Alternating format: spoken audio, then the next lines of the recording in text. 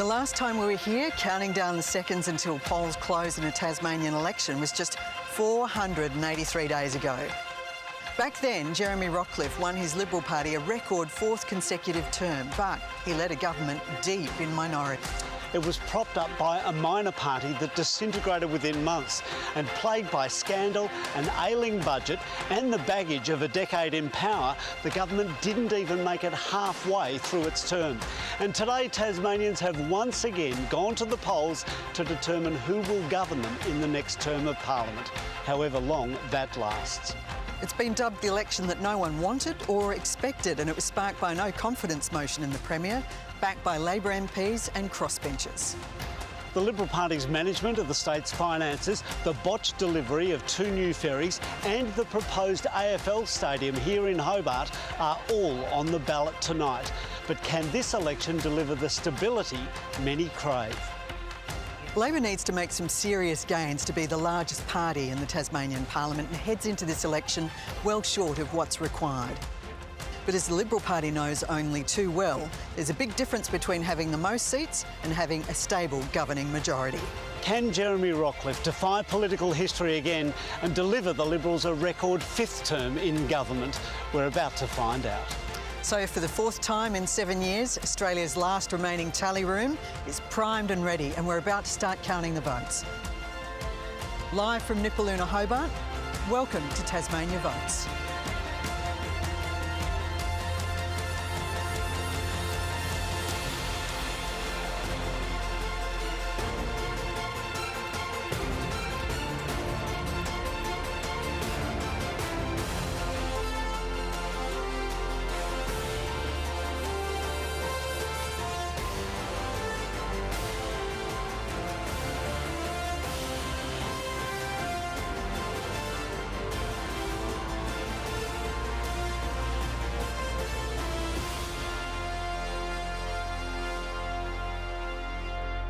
Hello and welcome to the Hotel Grand Chancellor here in Hobart and Australia's only remaining tally room. I'm Guy Stainer. And I'm Sabra Lane. It's fantastic to have your company. It's just gone 6 p.m. in Tasmania, which means that voting has ended and counting is now getting underway. And the upside of this surprise and very early election is that the ABC's new Chief Elections Analyst, Casey Briggs, makes his debut tonight. Casey, welcome to Tasmania. It's terrific to see you at the touchscreen. Set us up tonight. What is the current state of play with the Tasmanian Parliament and how has it changed since the last election? Thrilled to be here, Guy. I had the Chief Elections Analyst job title for 4 days when that motion of no confidence passed through the Parliament. Fair to say I'm here faster than expected, but nice to be here in the tally room. Let's wind back in time. Let's go back, not all that far, to March 2024. This is the Parliament that was elected then. 14 Liberal members, 10 Labor members. There were 5 Greens, 3 Independents, and of course 3 members of the Jackie Lambie Network. The Liberal Party and their 14 members, well, they found the support of the Jackie Lambie Network and an independent, David O'Byrne. Christy Johnston, the independent, also agreed to pass the government's budget, and that meant Premier Jeremy Rockliff could remain in office. But we all know we're here today. This Parliament didn't last all that long in that shape. And here is the Parliament that we have today in the starting line for this election. 14 Liberal members, 10 Labor, 5 Greens, and the Jackie Lambie Network disintegrated. 2 members expelled from the party. Jackie Lambie then basically calling it quits on state politics, saying, we're not running candidates again with that party. So those 3 Jackie Lambie members we're now calling others. One of them is running in this election as an independent. 2 of them running with the Nationals, trying to gain a foothold in state politics. Now, Casey, you're starting off as our Chief Elections Analyst with an election under the Hare-Clark system. For mainlanders watching on and for Tasmanians who might need a refresher, how does that all work? There's a lot that's unique about Tasmanian elections, Sabra. The tally room, for one, there's wonderful space we're in tonight. The randomisation of candidates on the ballot, the fact that there's no how to vote cards on election day, and the very electoral system, the Hare-Clark system. We've got 5 electorates, I should say, in Tasmania, the same that are used in federal elections. Bass and Braddon in the north, Clark and Franklin in the south, and Lyons across the rest of the state. And each of them elect 7 members. 7 members roughly in proportion to the share of the primary vote that the parties get in those seats. And that means, well, it's a system that tends to produce governments when major parties are getting, vote figures in the 30s like they do these days, tends to produce either minority governments or, if they do get to majority, very slim majority governments. So we'll see where things land today. Both parties start a fair way short of a majority. To get a majority, you need 3 seats in every electorate, a 4th in 3 of them. And I don't think there are many people that expect that to happen tonight. Thank you, Casey. We look forward to you crunching the numbers for us tonight. Now, let's introduce you to our panel. We're joined tonight by ABC Radio Tasmania's Leon Compton and the host of ABC Tassicast podcast, Ellie Ward. Good evening. We also have the Liberal member for Franklin, Erica Betts, and Labor member in the Upper House, Sarah Lovell. And the former Greens leader and now the first Greens member in the Upper House, Cassie O'Connor. G'day. Welcome. It's great to have you all here. Now, the aim tonight is to ditch the political messaging and the talking points. I know that's going to be difficult for some of you, but we are looking forward to hearing your insights tonight. First to you, Leon, how do you see tonight unfolding? How do I see it? What I'm hoping to see, Guy, is a level of political maturity that too often is hard to find in Tasmanian political life. If you think about where we are as a state at the moment, we've got a massive decision about energy infrastructure only days away for whomever forms government after this election. Billions of dollars, decades of involvement in what our power prices and our industry looks like. We've got a stadium that whomever forms government is need to get and build competently and quickly, if that's the will of the Parliament, and a health system that has challenges, requires more money than ever, and better outcomes seem really hard to find. This is all at a time when Tasmania, if we're not there already, is on the precipice of a fiscal cliff. And so the question is, will we see the maturity tonight to actually really start to grapple with those big issues in ways that are collaborative and that don't mean we're back here in 12 months' time? Ellie, what are the key elements that you're looking for tonight? Well, picking up from what Leon said there, all the polls there are suggesting we are heading towards another minority government. I'll be interested to see who's punished the most and who's punished the least. It's supposed to be grand final night, but by the looks of things, no one's going to be taking home the flag. I'll be interested as well in seeing, maybe at the end of counting, the number of informal votes and how many of those in fact are deliberate as opposed to accidental, because nobody that I have spoken to has gone, woohoo, we're off to another election. There is a bit of anger in the electorate. But on top of that, I don't think there are the concerns about minority government that there once was a decade ago. A lot of people are going, I'm not voting for them, I'm going independent or here or there or wherever. Erica Betts, the Liberal Party currently has 14 members on the lower house. What does success look like for the Liberal Party tonight?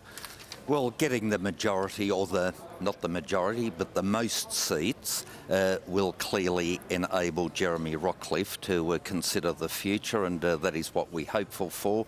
That's what we're considering, and I have every expectation that at the end of tonight, the Liberal Party will be holding more seats than the Labor Party. But you don't think the Liberals will have a majority? Look, we have campaigned for majority government. That is what we want. The Labor Party clearly would want the same. The Greens would want the same. Everybody that's in this context wants to be a majority government. The question is, if no party gets a majority, then who should form government? And I think common sense tells us that the party that wins the most seats should be considered as the first cab off the rank. Right, Sarah, I'm interested to hear from you. What does success look like for the Labor Party and for Dean Winter? Yeah, well, obviously success for us. We would love to see voters coming back towards Labor. We didn't see as much of that as we would have liked last time round, but I think we also know that there's a number of independent candidates running, and the independents that tend to put their hands up seem to be more on that progressive side of politics. There are not a lot of Conservative-aligned independents running, so there's more options for progressive voters out there these days. But I think, in terms of who wins the most seats, look, we're in a very different political environment than we have been, a number of elections ago, and I don't know that it's fair to say that the party with the most seats automatically gets to claim victory. I think that's making a lot of assumptions on behalf of the crossbench and who might be on that crossbench and decisions that they will have to make. Do you think Labor can do better than 10 seats, what it did at the last election? I think we can, yes. I would like to see us pick up some extra seats, and I would be expecting to see that tonight. Cassie O'Connor, the Greens are the only established party that have been campaigning against a stadium. With the anti-stadium sentiment throughout Tasmania, you must be expecting the Greens' vote to grow tonight. Well, I think it will grow. Obviously, for us, success looks like holding the 5 seats, winning back Braddon. And, you know, I think we're in the chase for a second seat, potentially in Bass. But certainly on the doors, when you're talking to people, there's a couple of things that are coming through really strongly. Voters have lost the ability to tell the difference between the Liberal and Labor parties. They're furious about this unaffordable stadium. And for the first time in my experience of door knocking, people are talking about the state budget in an informed and deeply worried way. And so that's the backdrop for this election. And I mean, you know, I'm no sophologist, but I really can't see us heading anywhere except into a minority government, and that means it's on all of us to take responsibility and to make it work and to behave like grown-ups in the interests of the people of Tasmania. Well, we're here about 3 years earlier than expected. Tasmania has 4-year terms, but a no-confidence motion brought an end to Jeremy Rockliff's minority government just 16 months after the last state poll. State political reporter Adam Langenberg explains how we ended up back in the tally room so soon after the last time. Just last year, Tasmanians headed to the polls for an early election. I look forward to the next 4 years. The Liberals were hoping for another 4-year term, but that's not how things played out. So how have we ended up here at another election night so soon? Let's walk through it. Last year's election night here at the tally room was at least a little bit confusing. Returning Premier Jeremy Rockliff claimed victory. An historic 4th consecutive win for the Liberal Party of Tasmania, despite falling 4 seats short of a majority. And Labor leader Rebecca White wasn't willing to concede defeat immediately. Ladies and gentlemen, there is a lot that's unclear about tonight. The Liberals eventually formed a minority government in April, but a fair bit of wheeling and dealing was needed to secure the support of 4 crossbenchers, required to keep the Premier in the top job for another term. Jeremy Rockliff first signed an agreement with the 3 members of a party new to state politics, the Jackie Lambie Network. We're not career politicians, we're just normal people that have just want to try and make a difference. A pivotal confidence and supply agreement was struck with independent David O'Byrne, a former Labor MP, while independent Christy Johnston also agreed to pass the budget.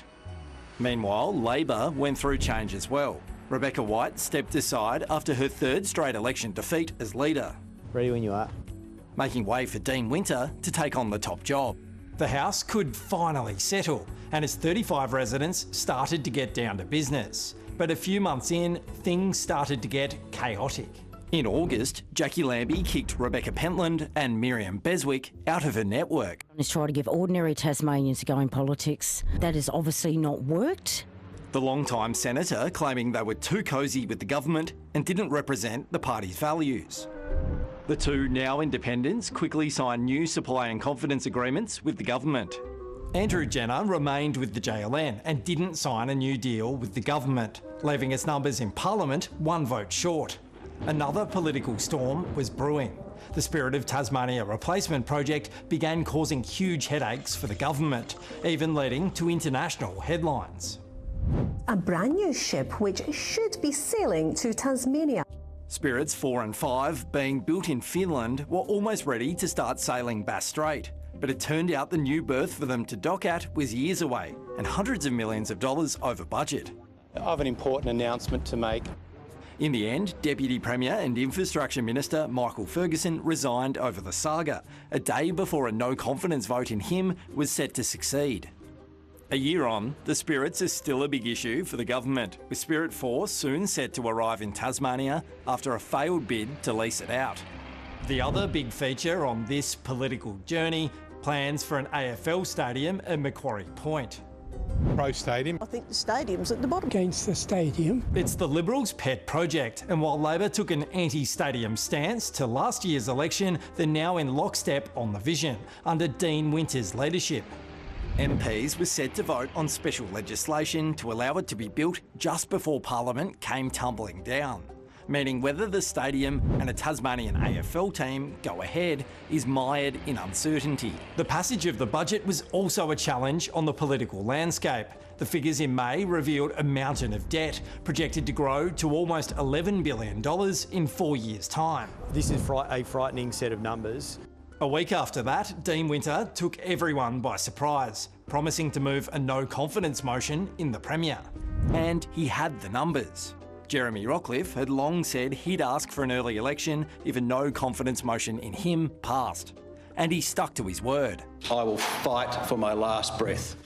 Which brings us back to the tally room for the second state election in 2 years and the fourth in 7 years. The unexpected campaign has been much lower profile than usual, but there have still been some eyebrow-raising promises, like 10 bulk-billed GP clinics and a new government-run insurance company.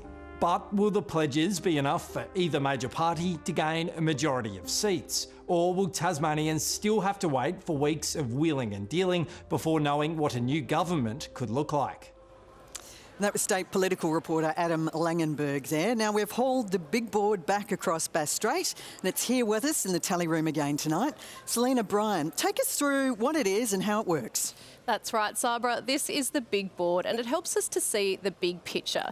And it also will help us tonight to answer the big question, and that's whether either major party will be able to form a majority government. Let's take a look at whether that's a realistic goal. In order to do that, a party needs to win four seats in at least 3 electorates, and they need to win 3 in the remaining 2. Let's first take a look at the Liberals' potential pathway to power. So they need to make gains. They're most likely to make gains in Bass and Braddon, though they did lose votes there at the election last year. They have 2 new candidates, though, in Bridget Archer in Bass and Gavin Pearce in Braddon, both former federal MPs. In Clark, that's the Liberals' Achilles heel. As you can see, they only have 2 seats there at the moment, and they're unlikely to gain a third tonight. And that's because it's an inner city electorate that tends to favour the Greens and Independents. In Franklin and Lyons, they already have 3 seats, and it will be a challenge to see them gain a 4th in either of those due to losing votes there last year as well. So what about Labor?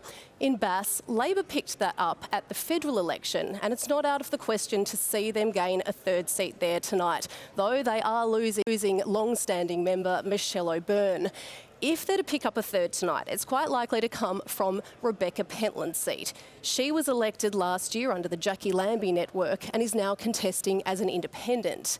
Labor won Braddon at the federal election as well, but it's much more of a challenge for them to pick that up at the state level. They'd need to see significant growth in their vote to get a 3rd seat in that seat.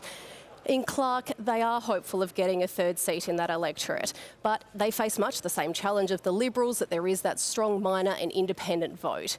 In Franklin, independent MP David O'Byrne was a veteran Labor member. So if he's re-elected, it's almost impossible to see the Labor Party pick up a 3rd seat there. In Lyons, the Labor Party also really needs to get a 3rd seat. They're hopeful they can do that with another former federal MP, Brian Mitchell. So you can see Labor came into this election with 10 seats. Now that's a long way from the 18 seats that they need to form a majority government. And if based on the projections that we've seen during the campaign, they're actually more likely to finish closer to that 10 seats rather than the 18. So Guy and Sabra, it is possible we're headed for another minority parliament. We'll have to see how the results play out as the night goes on. Thank you, Selena. Well, usually after elections, the Electoral Commissioner has time to evaluate how the mechanics of the last election worked and make any necessary changes for the next one. But with just 16 months between state polls, there's been no time for tinkering. Leon Compton has grabbed a microphone on the hunt for Tasmania's Electoral Commissioner somewhere on the tally room floor. Where are you, Leon?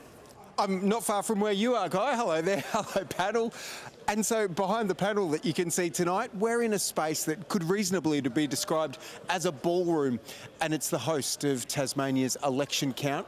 the tally room, the last of its kind in Australia. And so over the next 4 hours, we're going to see people coming in here, members of the public filing down to say g'day. There's Jay and Julie over there. Hello, Julie. Hello, Jay. They've just filed in, not got a dog in the fight. They just want to see a little bit of democracy in the raw. There's going to be parents bringing their kids in. Some of them will be dressed in their jammies, so they're ready for bed when they get home.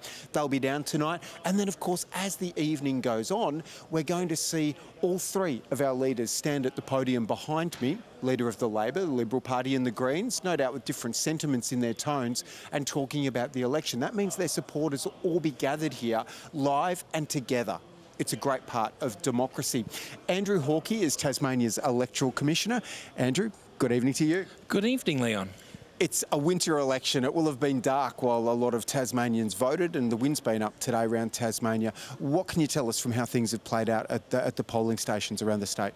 Yes, it's been a bit of a challenging day with the weather and the extreme wind and a bit of rain coming late in the day, and we did lose a few polling places for very short periods of time, but thankfully all were up before 6 o'clock, so we'll keep going with the counting tonight. Right, the power went out at Zion for a little while. Yes, around 5 o'clock, went out for about 20 minutes, I think, but it's all back and running, so everything's good.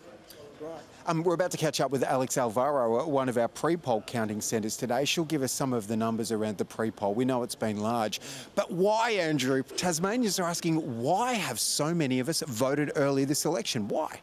It is a growing trend in Australia for people to early vote, but I think the school holidays really made an impact.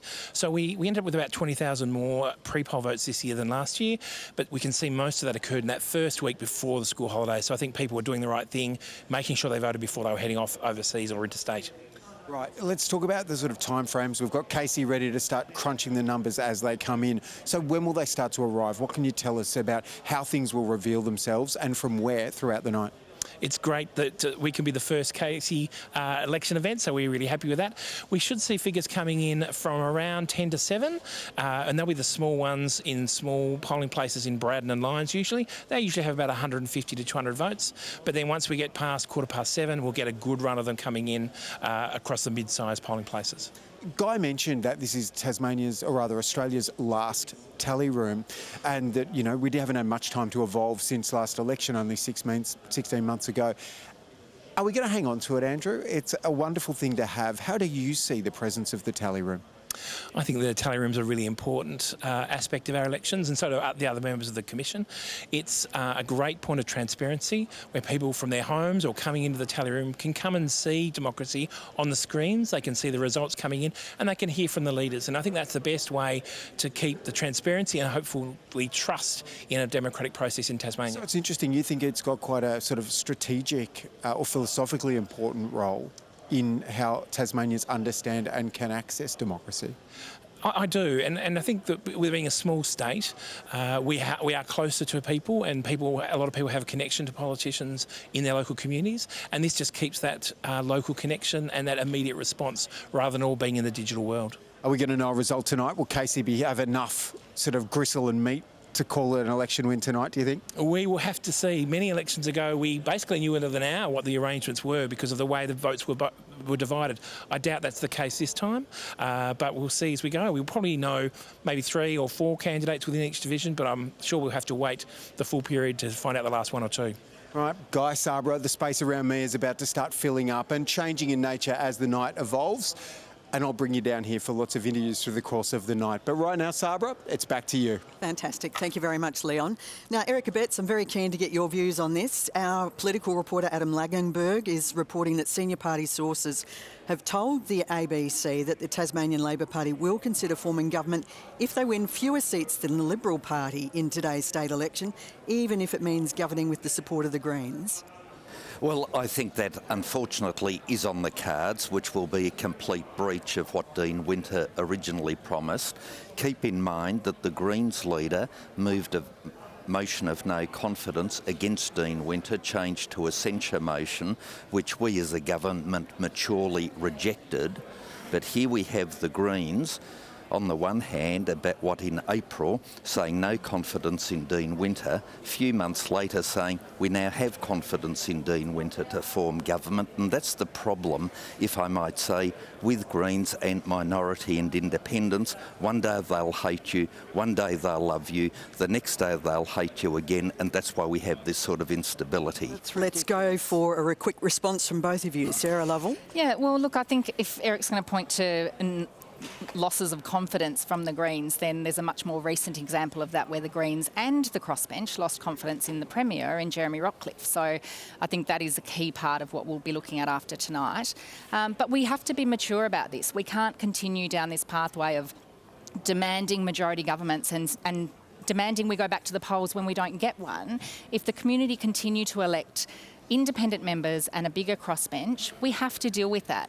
And it's not as easy as saying the party with the most votes is the winner and they get to try and form government, because those independent members might not be aligned with that government. They might not have confidence in that leader. That's starting to sound like a deal. Well, it's not a deal, Eric. It's not a deal at all. There's a big childish. difference between a deal and accepting confidence and supply, or being offered confidence and supply, which is what your government did in the last term, weren't able to make it work. What Tasmania needs, if we are faced with another minority parliament, is a leader that can make that work. So Labor will govern if the Greens give them confidence and supply. Is that what you're telling us? Labor will work with the parliament that the people of Tasmania elect. Let's Just see before we from move on, Cassie O'Connor, has there been any overtures as yet? Or No, there hasn't.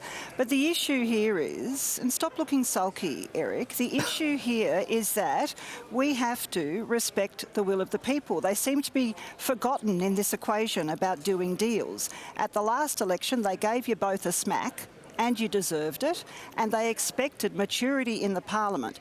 Your party lined up with the JLN members and then couldn't make it work, didn't have the maturity to make it work because you're so arrogant. So as a party, and it fell apart. All right, well, So the what will we of the need people has is been... maturity. The will of about a quarter of Tasmanian voters has been to vote early.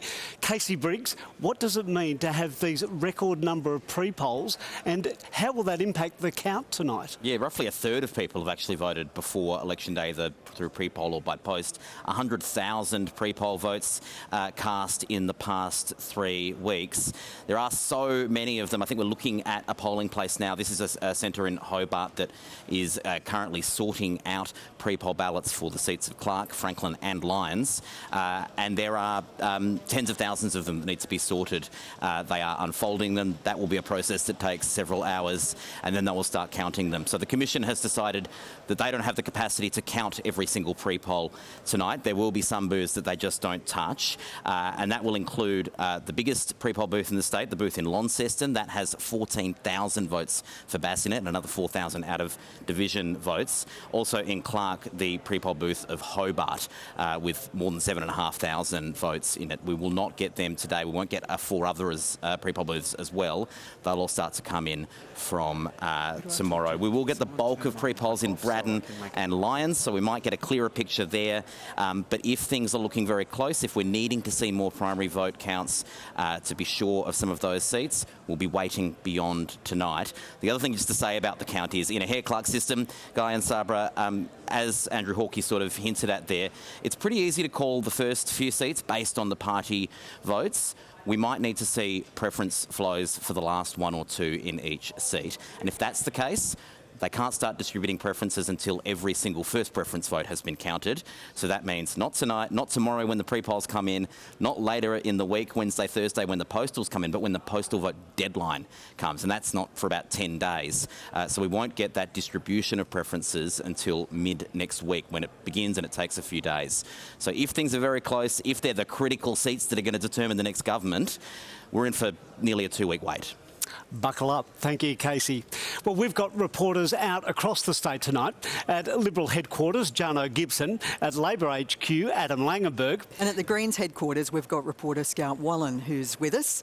Let's first go, though, to the Liberal Party headquarters. And, Jarno, the government hopes it can cling on to power tonight and potentially secure more seats. What are you hearing? Well, I am outside the Liberal Party function room here in Hobart tonight. The balloons are up, the signs are up, but unfortunately we haven't been given permission to go inside, so we can only speculate as to the mood on the inside. But from speaking to some within the Liberal Party, they've expressed a mixture of anxiety and also quiet confidence about the election tonight. And we heard earlier from the Premier after he voted today, and he was certainly trying to convey a sense of confidence. He said the campaign could not have been run better. He described it as very disciplined, and it's a campaign that's focused on two key issues, one being cost of living and the other being health. And the Liberal Party has also tried to contrast its experience of 11 years in power against the inexperience of the Labor Party, which is run by a leader who has only been the leader of the party, Dean Winter, for just over a year. And the Liberal Party has accused him of being a wrecker and someone whose ambition, they say, has led to the successful motion of no confidence that's ultimately led to this election. Jono Gibson, thank you. Well, Adam Langenberg is at Labor headquarters. Adam, there are high hopes for a Labor victory tonight, but what is Labor saying about its chances of winning enough seats to form government? Guy, I've one-upped Jono and got into the Labor headquarters, a very red room at the Grand Chancellor. No offence, Jarno. There aren't too many people here yet. It's going to get much busier as the night goes on. Labor currently holds 10 seats. Insiders say realistically their chances are to hold 10 or 12 seats. They're hoping to get hold of Lyons and Bass, the two seats held by those former JLN members. But the big question is, will Labor govern in minority even if they fall somewhere in that 10 to 12 mix? Senior Labor Party sources tell me that they will consider what Dean Winter ruled out a month ago, which was governing with the support of the Greens, and Sarah Lovell did talk a little bit to that just before as well. So it really depends on the size and shape of the crossbench, but don't be surprised if Labor does fall a couple of seats short of the Liberals, that they do try and have a crack at minority government. They argue that that's because the state of the budget is so bad that the Liberal government can't be allowed to continue. So it'll be a really interesting night. Labor might end up having a disappointing night on the seat front, but still end up in power.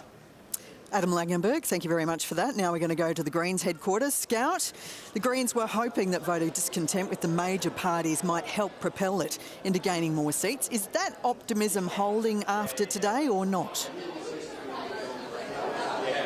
Look, the optimism is definitely building here at the Greens headquarters. Now, the function room behind me is slowly filling up, and I'm sure it's going to get busier over the night. We are here at the where the Greens were born, here in Tassie, so I'm sure it's going to get busier. And the Greens are hoping to pick up 1 or 2 seats, and polls suggest that that could be likely. They came very close in Franklin last year. As the panel has said, a minority government is looking quite likely, so the extent to which the Greens will benefit from this snap election, I guess we'll see as the night goes on. Scout Wallen, thank you. Well, Erica Betts, we've heard you say that you're basically lobbying for a first past the post, that if you win the most votes, that you be granted, or win the most seats on the floor of the House, that you be granted the opportunity to form government. Doesn't that ignore the fact that whatever crossbench we have is likely to be a left of centre leaning crossbench? Look, that's hypothetical at this stage to try to determine how people will line up after the event. But I would have thought it stands to reason that the party that gains the most votes, the most seats in the House, should be the party that is seen, as I described it before, the first cab off the rank. Erica Betts, your campaign slogan has been, "Let us finish the job." You've been in power for 11 years. How long does it take to finish the job? Oh, well, it's pretty easy with respect. We were elected for a 4-year term only some 15, 16 months ago, and what we asked the people of Tasmania to do was to allow us to finish the job the two of prior this term. Elections, though, you chose to go early. Of this term, and I think that has resonated with the people because Dean Winter and Labor are seen as being the wreckers in relation relation to this and blowing up the parliament for no good reason. And might I add, if the budget was that bad as is being asserted, It is that bad. where was the alternate budget from Labor? And the reason Labor didn't give us an alternate budget, last time at the election, Labor promised $1 billion worth of promises greater than we did. Your party delivered a budget. Your party delivered a budget that showed a particular debt, and a month later, the Treasury came out and said, "No, it's $3 billion worse than that." That's what the pre-economic financial outlook said. Am I allowed to finish or not? Well, you're defending something that few people see as credible, and that the Parliament lost confidence in the Premier. Leon, I'm stating a fact that if Labor would have put their extra $1 billion in the budget, there would have been a further $1 billion blowout, or they would have had to have broken their promises. Either was unpalatable to Labor. So what did they do? Not deliver an alternate budget, something which, might I add, the Parliament actually voted and asked Labor to deliver an alternate budget, and they squibbed it. No opposition in the country delivers an alternate budget. Peter Gutwin did, and he did it very successfully, as did the Greens. Even the Greens were able to do it. It's a thing that the Liberals look for. It's not a thing, Eric. I know you're desperate for it to be a thing, but it's not a thing. It is a thing. Peter Gutwin, the Shadow Treasurer, did it. Even the Greens can do it. Why can't Dean Winter and Josh Willey? Your government handed down the worst budget in Tasmania's history, and then we found out a month later it was much worse even than you'd said. All right, we're going to take a pause just here. Well, we've been talking a little bit earlier about pre-polling, so let's go now to a counting centre in Hobart where reporter Alex Alvaro joins us. Alex, have they actually started counting there? Yes, Sabra, the count is well and truly underway here in Moona. There are about 100 counting staff here in this centre. Upstairs, they're counting votes, well, pre-poll votes from the electorates of Franklin and Clark.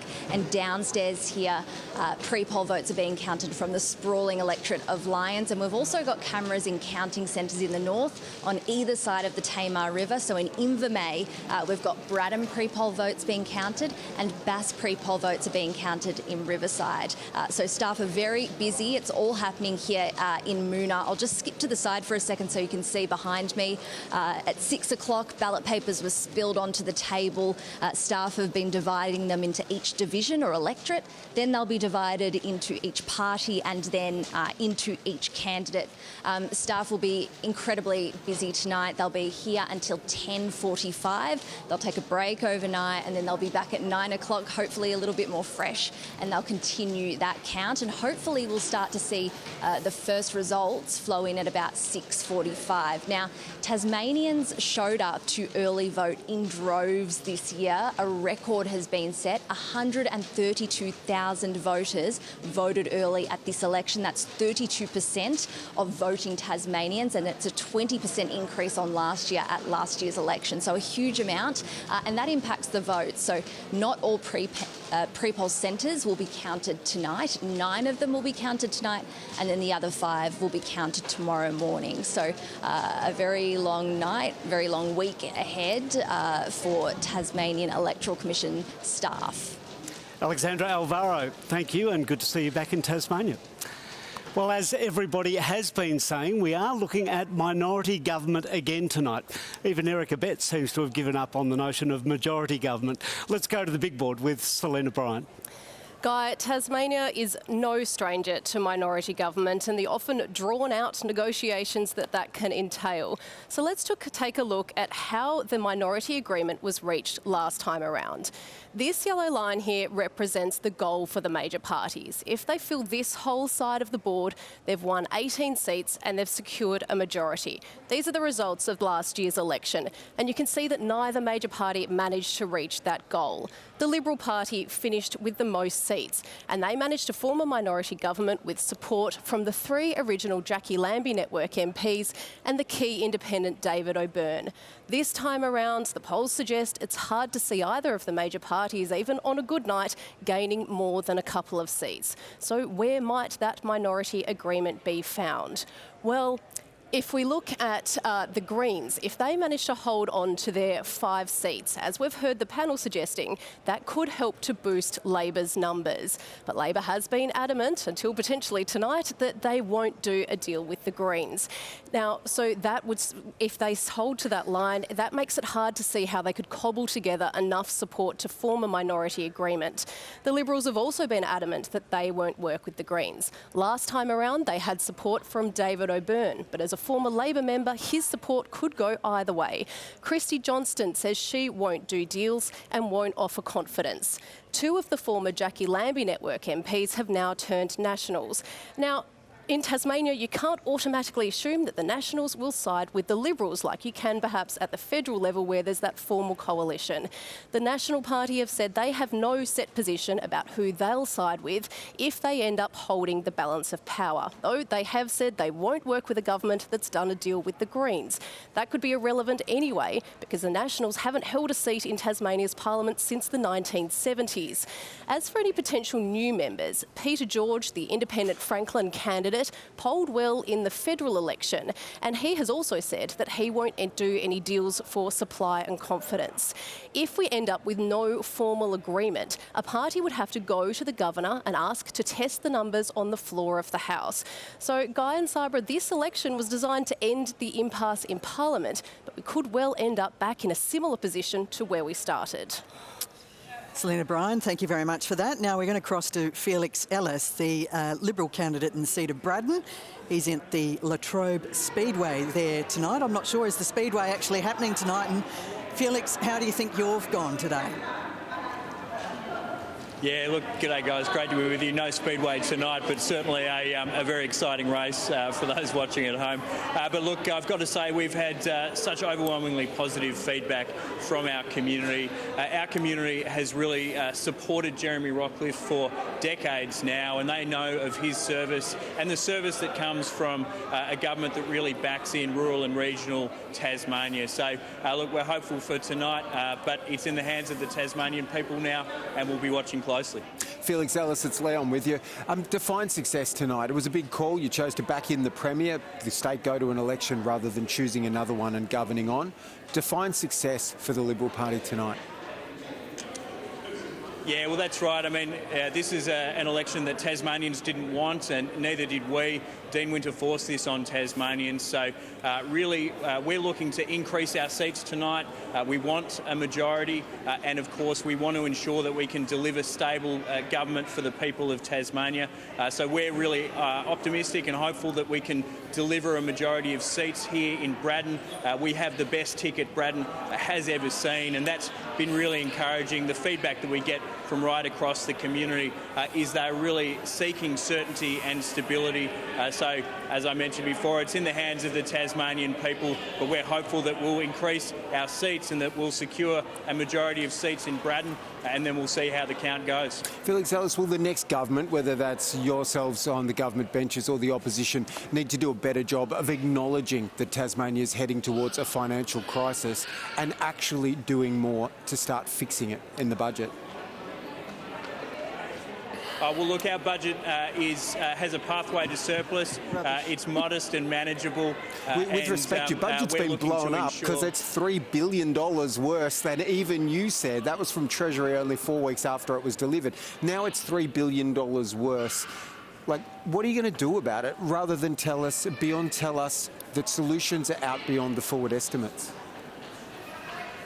Yeah, so Leon, I mean, you have to understand Tasmania's debt is actually lower than most states per capita. It's lower than the national government as well. So our debt is modest and manageable. We have a more than $40 billion economy. And really one of the problems in the past in Tasmania is that we haven't backed ourselves and we haven't backed the people of this state with the kind of infrastructure investments that they want to see for the next generation. Now, our government has changed that. We've delivered projects that have been on the to-do list for decades. We're talking the Bridgewater Bridge, the Royal Hobart Hospital, upgrades to the Mersey Hospital that for the first time since it was built, new schools that were once falling down around our children's ears are being constructed around Tasmania and refurbished. Okay. So I think that's when you a look long at laundry list. Tasmania's Can I just jump in economy, for it is one more strong. question? Felix Ellis, you put out a press release only a couple of days ago and it said, quote, key independents who could hold the balance of power are Greens,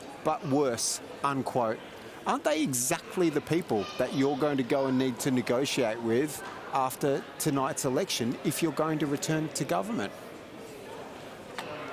Well, look, it'll depend on what the Tasmanian people return. So we're hoping for a majority.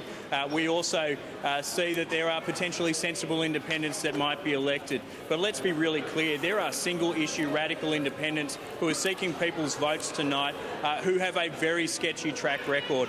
People who are opposed to jobs and development across large swathes of our state and our economy. People that want to lock out Tasmanians from the places that they love, doing the things that they love. And we want to ensure that we can deliver stable and certain government for the people of Tasmania. We're hopeful it will be with a majority, but if we do need to work with others, just as we have in this parliament, we're hopeful that it will be people who have Tasmania's best interests at heart, who want to grow our economy, who want to back in action on health, housing and cost of living, and people that really see the need for a government to continue through the full term. Felix Ellis, thanks for talking with us tonight. Great to be with you.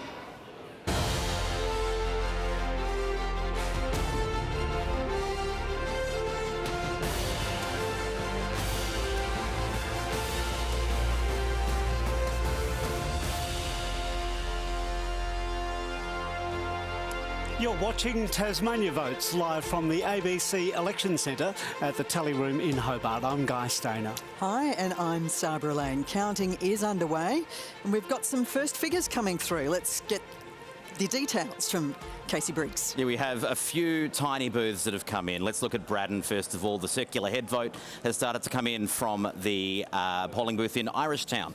We have a very small number of votes here. I'm just going to say that. And I think it's a very inflated Liberal vote, unless the Liberals are about to have a phenomenal night, Eric. But it's going to let us explain, first of all, how we talk about the figures tonight. Let's actually start, before we look at the figures properly. These are the sitting members in Braddon. This is the Premier's seat, Jeremy Rockcliffe, Felix Ellis, who we just heard from, and Roger Yench. There are two Labor members.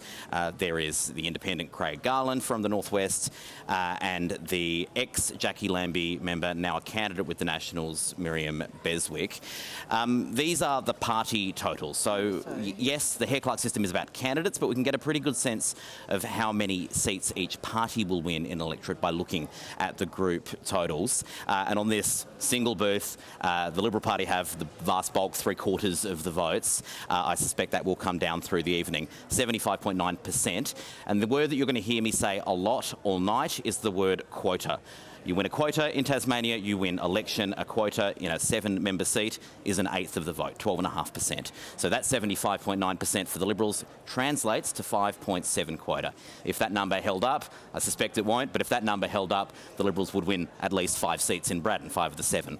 On this, the independent Craig Garland, this is an area of the state that is one of his strongest parts of the state. He's got 8.4%, the Labor Party 7.2%. Don't pay too much attention to those numbers because they will change.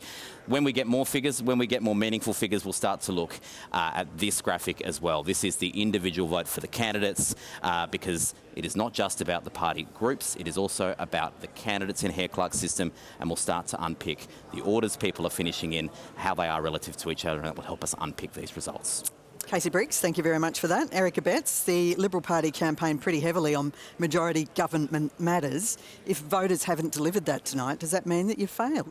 Oh, look, I'll stick with the figures that Casey's just announced to us. 75.9% will do me, but I happen to agree with Casey that I doubt that those figures will last. How many people are you related to in Irishtown, Eric? Well, I think the Premier and Gavin Pearce in particular, very, very popular in that area, and it's traditionally been a Liberal voting area, and well done to both of them. But from those figures, I'd be a bit concerned concerned if I was Labor, but very early to tell at this stage. But look, we'll see how the night unfolds, but those figures are encouraging. I wish I had the figures for Irish Town for the last election to see if there's a swing to the Liberals or whether it's steady. So I unfortunately don't have that comparison to be able to make any assertion whether there's a swing for us or against us, or whether it's steady Eddie. We'll know soon enough, no doubt. That we will. But getting back to that point, if it's not a majority for the government tonight, that is surely a blow to you, because that's been what the whole campaign has been about. Oh, look, that was the campaign last time as well. It stands to reason that any party worth its salt would seek to have the confidence of the people of Tasmania for majority government, and that is why each of the three parties run tickets of 7 candidates in each electorate in the hope that they might be able to achieve majority. Erica Betts, one of your signature policies from the past were 2 new Spirit of Tasmania vessels. One of them should be just about now plying those waters of Bass Strait in Braddon. They're not. One big fat red reminder of the powerless position of the finances of TT Line is soon going to be in Hobart's River Derwent. You yourself, I think, described it as a debacle. How do you explain that? Look, you can either go back and trawl over the coals, or as I did as soon as I became Transport Minister, I said, it is what it is, how do we fix it? New chairman of the board, a new CEO, a new project manager. We've got the show back on the road. The recovery process is now completed, and Labor is unable to say what they would be doing differently than the Premier and I have been doing since this situation arose. And I think the Labor opposition's promise is to have the ships here by Christmas. Well, one's already on its way, so it's hardly a promise. They would be not doing anything differently. As a reminder of the $1 billion that it's cost Tasmanians will soon be in Hobart's River Derwent. Well, I'm not sure that figure's right, but look, what occurred is unacceptable, and that is why substantial changes were made in relation to the TT line. But I'm one of these people that looks forward rather than backwards, and when I became Minister, I drew a line and I simply said, how do we fix this? And with the Premier, I think we've done that exceptionally well within 12 months. Sarah Lovell, looking forward, not back. It is what it is. Do you buy that? Well, not when Eric only at the start of this evening was talking about looking back at past behaviour as an indicator of future behaviour. So now he's all of a sudden wanting to draw lines in the sand and look forward, not back. But if we look back at what happened and what Labor would have done, we wouldn't have spent millions of dollars storing our ships in Scotland, not refusing to bring them home when they could have been brought home. Which is cheaper than having them here. We wouldn't have had cost blowouts on the port because it wouldn't have happened in the first place. That absolute debacle, which, correct, you described it as a debacle, and it was, biggest infrastructure stuff up in Tasmania's history, happened because there was no ministerial oversight of those government businesses. They were left to have that play out the way that it did in a way that's completely unacceptable, and nobody was watching that. Nobody had an eye on that. They're government businesses, ministers are responsible for them, and that was where Tasmania was badly let down. Sarah Lovell, what I don't understand is that with this ferry fiasco, which is one of the greatest political stuff-ups in Australian history, you just said within the last half hour that Labor's goal tonight is to win 10 to 12 seats. If you can't win this election with this kind of background, what election can you win? Well, we're seeing a trend across the country and probably across the world of more independent members being elected to Parliament, more minority governments being elected to Parliament. People are not as afraid of that as they used to be, and I don't think they need to be either. minority governments can work really successfully. OK, but if you win 12, then it's likely that the Liberal Party will actually have more seats than you. So with an appalling budget situation that Saul Westlake describes as the worst in the country, and with this incredible political stuff up with the ferries, spending $1 billion on ships with nowhere to park them, Labor is still not planning to win more seats than the Liberal Party, and they've been in power for 11 years. Well, Guy, of course we would love to win more seats than the Liberal Party, but remembering that the independent candidates that are out there are on the progressive side of politics. People who are looking for a progressive parliament have a lot more choice than people who are looking for a conservative parliament. So you don't agree that this should be a drover's dog election? No, I don't. What I believe is that we need to wait and see who's elected to the parliament, see where those crossbench members sit and who they think can command their confidence in the parliament, treat them with respect, work in a mature manner to have a parliament that's functioning. We've had Jeremy Rockcliffe take us to 2 early elections now because he could not make that work. We haven't seen a full term from this government, from the Liberal government, since 2018. We've had 3 early elections. 2 of those were called by Jeremy Rockcliffe because he couldn't make a minority parliament work. Can I quickly indicate, Guy, that Irish Town, last election it was 60% to the Liberals, this time at 75.9, so a 16% swing to the Liberals at Irish Town. I suspect it won't be carried through other polling booths, but it's a little glimmer of hope for us early in the evening. Who would have thought that Irish Town was so much in favour of a stadium? Exactly, exactly. Well, we do actually have Labor's Shadow Treasurer Josh Willey standing by in the seat of Clark. Josh Willey, you are the Shadow Treasurer. You've talked up budget repair, but Labor is ignoring Treasury pleas to actually try to increase revenue and increase taxes. Is Labor really serious about budget repair? Well, one of the things I've picked up in the campaign is there are Tasmanians that care about the budget because they know it pays for the things that matter for Tasmanians, schools, hospitals. And if we don't manage the budget well, it's going to impact future generations. And that's exactly what this government has done. Yeah, so look, we've outlined a very strong fiscal statement in the campaign. It was backed by business, it was backed by unions, and it was backed by the community sector. And there is a significant pathway through to budget repair through budget roundtables. We need to bring the whole Tasmanian community with us on hard decisions that this government has kicked down the road for far too long. Josh Willey, it's Leon here. It's Leon here. So what does that really look like? You've promised the unions that you won't reduce the headcount and you'll need to keep an eye on pay because they're behind with the mainland. You promised business that you won't increase taxes. Where does that leave you in terms of the real issues with the Tasmanian budget challenge if you're the Treasurer after tonight? Well, I think you need to listen to their commentary. Business, unions and the community sector have said that they will walk into these roundtables clear-eyed and know that they won't get everything that they want. And what we need is for Tasmanians to work on this challenge together. That's the scale of it. I don't think a lot of Tasmanians fully understand how reckless this government has been with the budget. They came into government in 2014, there was no net debt. It's projected to be $13 billion by Treasury. And for your listeners' context, there's a $700 million interest payment. That's not to pay the debt down. That's just to service the debt in the last year of the forward estimates. Now, for context, you could pay for all the emergency departments and all the ambulance services across Tasmania for that. Josh, it's your mate Erica Betts here. Why didn't you put out your costings? Why didn't you put out your costings during the election campaign?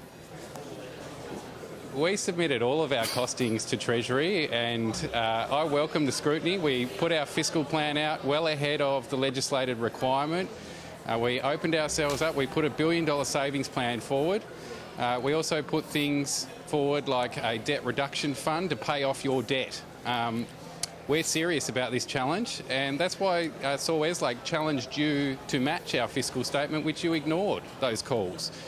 You've got a leader who is in complete denial about the situation, claiming there's some pathway to surplus when there's not.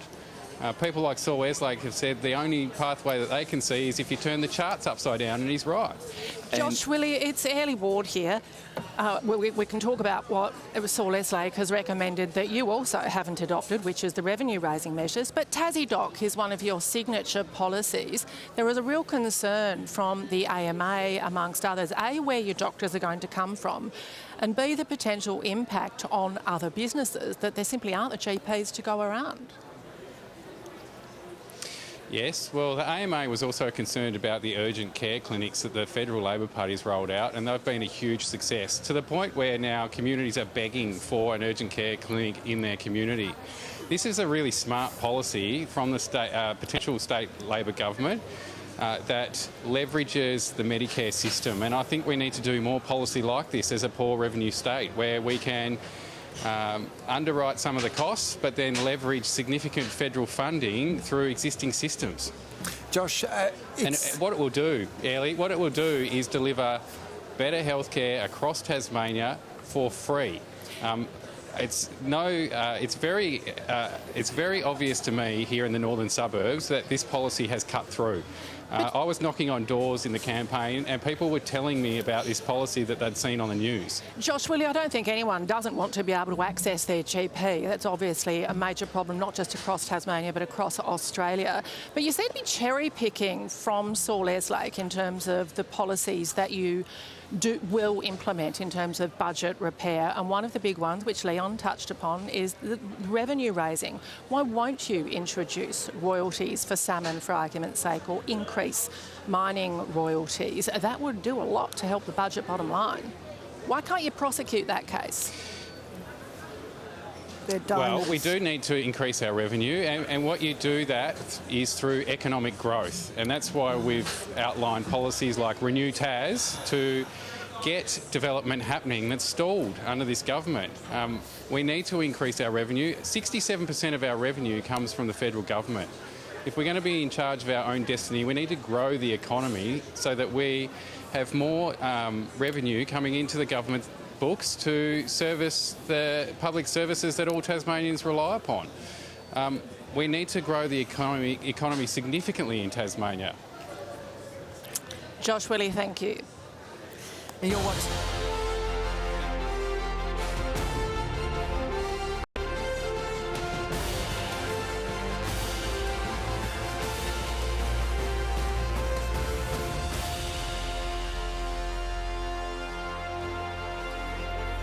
You're watching Tasmania Votes live from the ABC Election Centre at the Tally Room in Hobart. I'm Sabra Lane.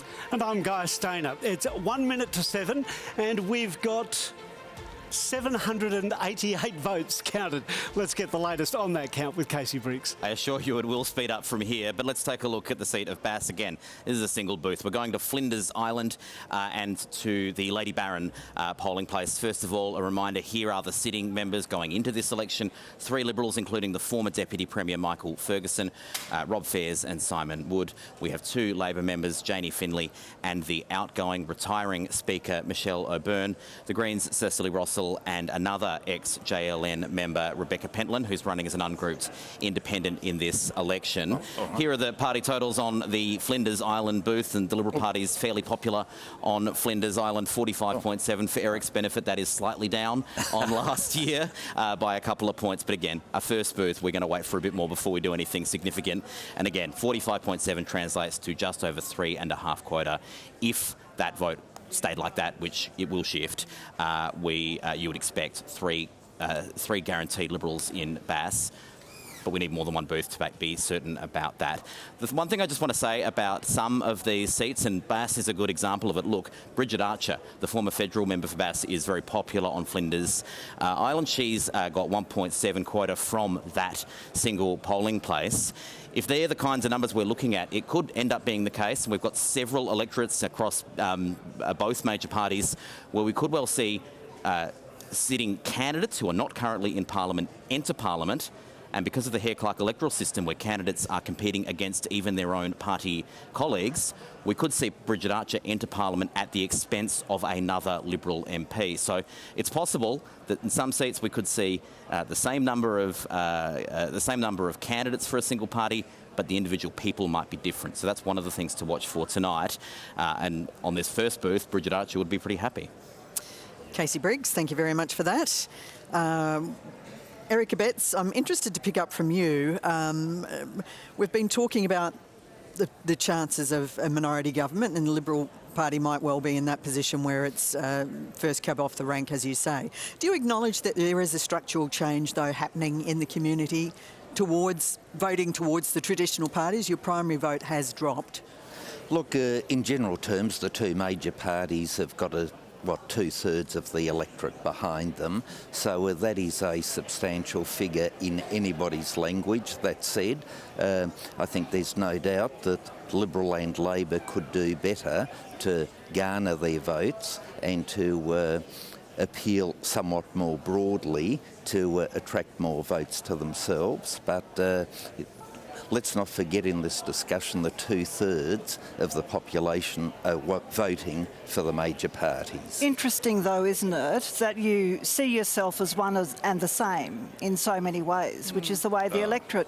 It is the way the electorate views. That's a good attempt at spin, Cassie, but no. No, but it's not spin. It is. I've been door knocking, and people really struggle to tell the difference between the Liberal and Labor parties on issues like the stadium, logging native forests, fish farms, poker machines, the constant spin. Well, it is very difficult to tell the difference, and the electorate smells it, and they're voting accordingly. Cassie, there is also something that I would have thought you would like in politics, and that is a degree of consensus about what ought to be happening for the men and women who gain gainful employment from the mining, forestry and fishing sectors. And running a negative campaign and being a protest movement will always attract a degree of votes. That's so insulting to all the people across the island who vote Green for a whole range of issues or vote for independence. And most of those people are voting that way because they're pro-Tasmania. They're pro the forests. They're pro our inshore waters. Cassie, what was on all your posters around Clark and Franklin?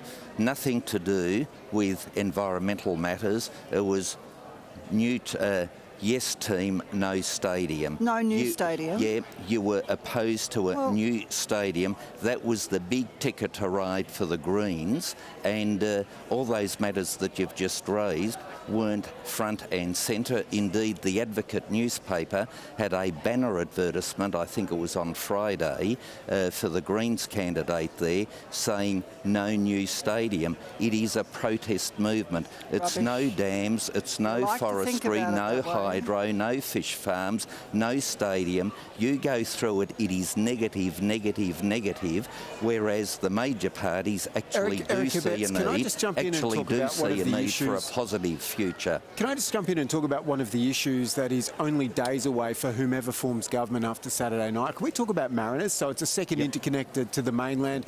The transmission network in Tasmania alone will cost $1.14 billion. It'll be $4 billion for the cable. How many days until a final decision needs to be made by your party, by the Labor Party? Has the decision already been made? No decision's been made, and we are continuing to work through these things, and as the people of Tasmania would rightly expect us, we are doing that very methodically, carefully, in a considered manner to make sure that wherever we land, it is within the interests of the people of Tasmania. So how many weeks until a final decision needs to be made? I'm not going to give you a timeline tonight, Leon, as you might imagine. One, I'm not Energy Minister, but two, we are in caretaker mode at the moment as a government, and in the event any decision were to be made, it would need to be shared with the opposition, and we aren't at that position. All right, well, we have David O'Byrne, the independent member for Franklin, standing by to talk to us. David O'Byrne, you are the only sitting independent who is actively pro-stadium. Is that issue going to get you over the line and get you re-elected tonight? Well, who knows? We'll find out when the votes are counted, Guy. I think in terms of my position for the stadium, I've been very consistent about this.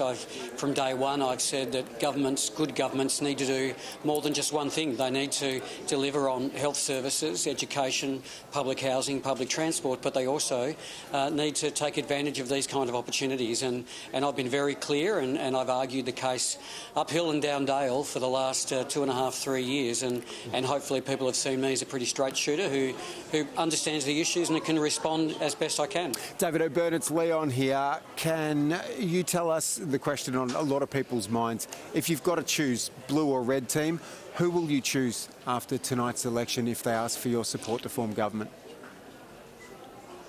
Well, I think we need to see where the major parties land.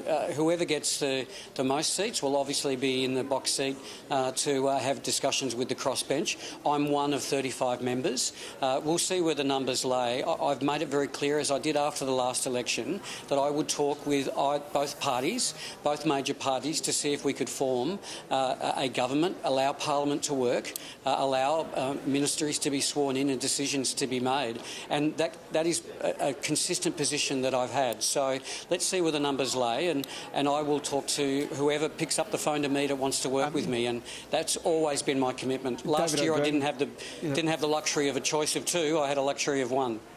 Can you confirm that? And you've mentioned before, it's been a long time since you've spoken to the Labor leadership. Can you confirm actually you might have had constructive chats in the last 24 hours to at least open that door to conversation? No, I've not heard from the Labor Party.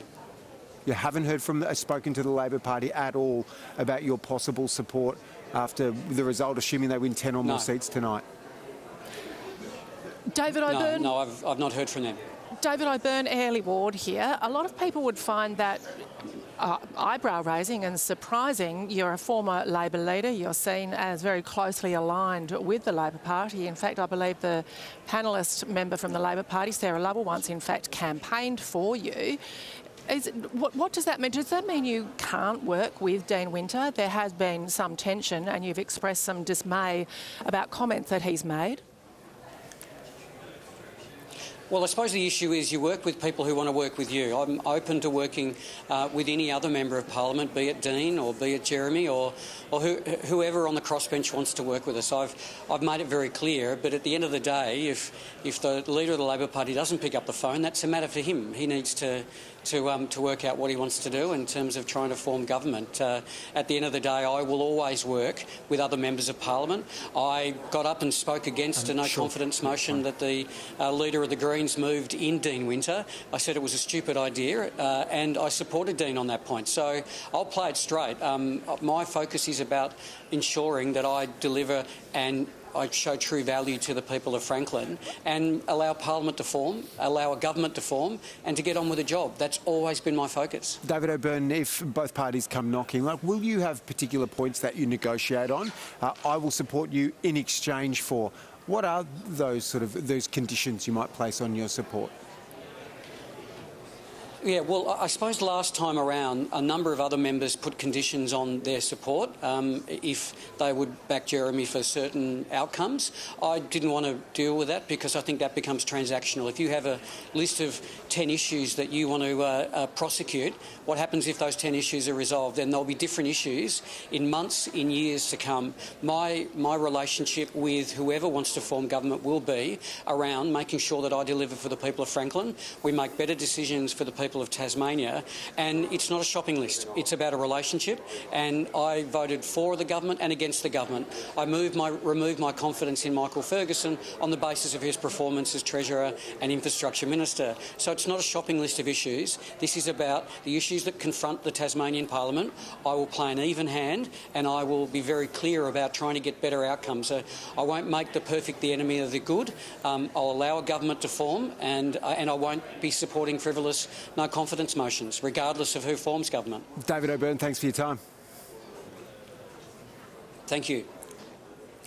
Well, we've got some more figures coming in. Let's go over to Casey at the touchscreen. Yeah, we thought we might have a look at the statewide picture for the first time, and I will say this is very much a sample that's heavy on the rural parts of Tasmania. So we are still waiting for these figures to settle down a bit. First, I'm just going to show you the raw figures. These are the actual counts coming in from the Electoral Commission, with the Liberals on 45%, Labor on 23%, the Greens on 12.7%. Now, we can factor in what we know about the history in the booths that have reported so far to come up with a prediction of where we think this vote will, where we think these totals will end up at the end of the count. So these are the raw figures. When you factor in what we know about the booths that have come in, the Liberal vote does come down somewhat to just under 40%.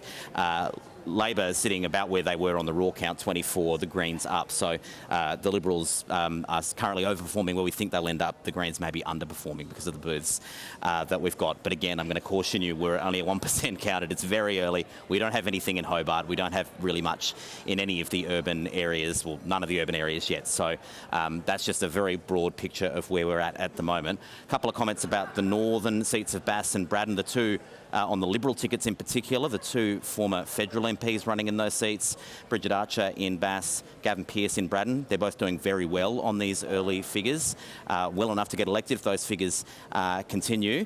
And you'll notice here we have our first seat coloured in. We are pretty happy at this point to say, given he's got about half the Liberal ticket at the moment in Braddon, that's not going to shift markedly enough. The Premier, Jeremy Rockcliffe, has definitely been elected, probably the least controversial call we'll make tonight, but we are off and running. That's our first seat we can clearly give away. And I think that tells us something about Jeremy Rockcliffe and his popularity and how inappropriate it was for Labor and the Greens and Independents to try to target him personally, not no confidence in the government, but no confidence in him as a person. His electorate has shown huge confidence in the Premier. Was it a mistake to be so personal in that no confidence motion, Sarah? No, I don't believe that it was. I mean, you can be a popular member of parliament, you can be a popular guy, a nice guy in your community. It doesn't mean you're going to be a good premier. It doesn't mean you're going to be capable of making a minority parliament work and retaining the confidence of a bigger crossbench than we've had in the past, and that's where Jeremy Rockcliffe failed. But why didn't Dean put himself up as an alternate? Because we hadn't had an election. It would be disingenuous for us to try and take government at that point. Why didn't you put yourself up as an alternate? Because we were supportive of Jeremy Rockcliffe. There was an opportunity there for a reset. There was no confidence in the Premier because the Premier was the one responsible for those confidence and supply agreements with the crossbench, and he lost confidence of those members. There was an opportunity there for an alternative leader of the Liberal Party to step up and say, OK, we've heard the concerns of the Parliament, we've heard the concerns of the community. We know Tasmania is opposed to our privatisation plan. We can see the state of the budget. Let's have a reset. We'll go down a different course. It could have been you, Eric, if you'd had the numbers, maybe. I guess we'll never know. You guys would have done exactly the same to me 3 or 6 months later, to Guy Barnett or whoever. Not if you'd been able to change course and maintain the confidence of the Parliament, because Labor couldn't have done this on our own, regardless of who the leader was. There were crossbench members that voted with us because they had lost confidence in the Premier because he had fallen down in those agreements. But Sarah, the casting vote on this was cast by the Speaker, and if you heard her speech... Even with the Speaker, we wouldn't have been able to do it. The numbers were not there, Eric. She did it with an exceptionally heavy heart. The numbers were not there without the crossbench, knowing it was not the right thing to do, but she had promised to always vote with Labor. As a result, she did it, but with a heavy heart, and that speech by Michelle O'Byrne should have sent Dean Winter and the Labor Party into an absolute shame. It doesn't change the numbers, Eric. It does not change the numbers. I'm interested to pick up on one point that Michelle O'Byrne did make in her final speech. She talked about if minority parliaments are the way of the future, that there needs to be a complete different mindset across the parliament towards those, towards those kinds of parliament. Do you acknowledge that?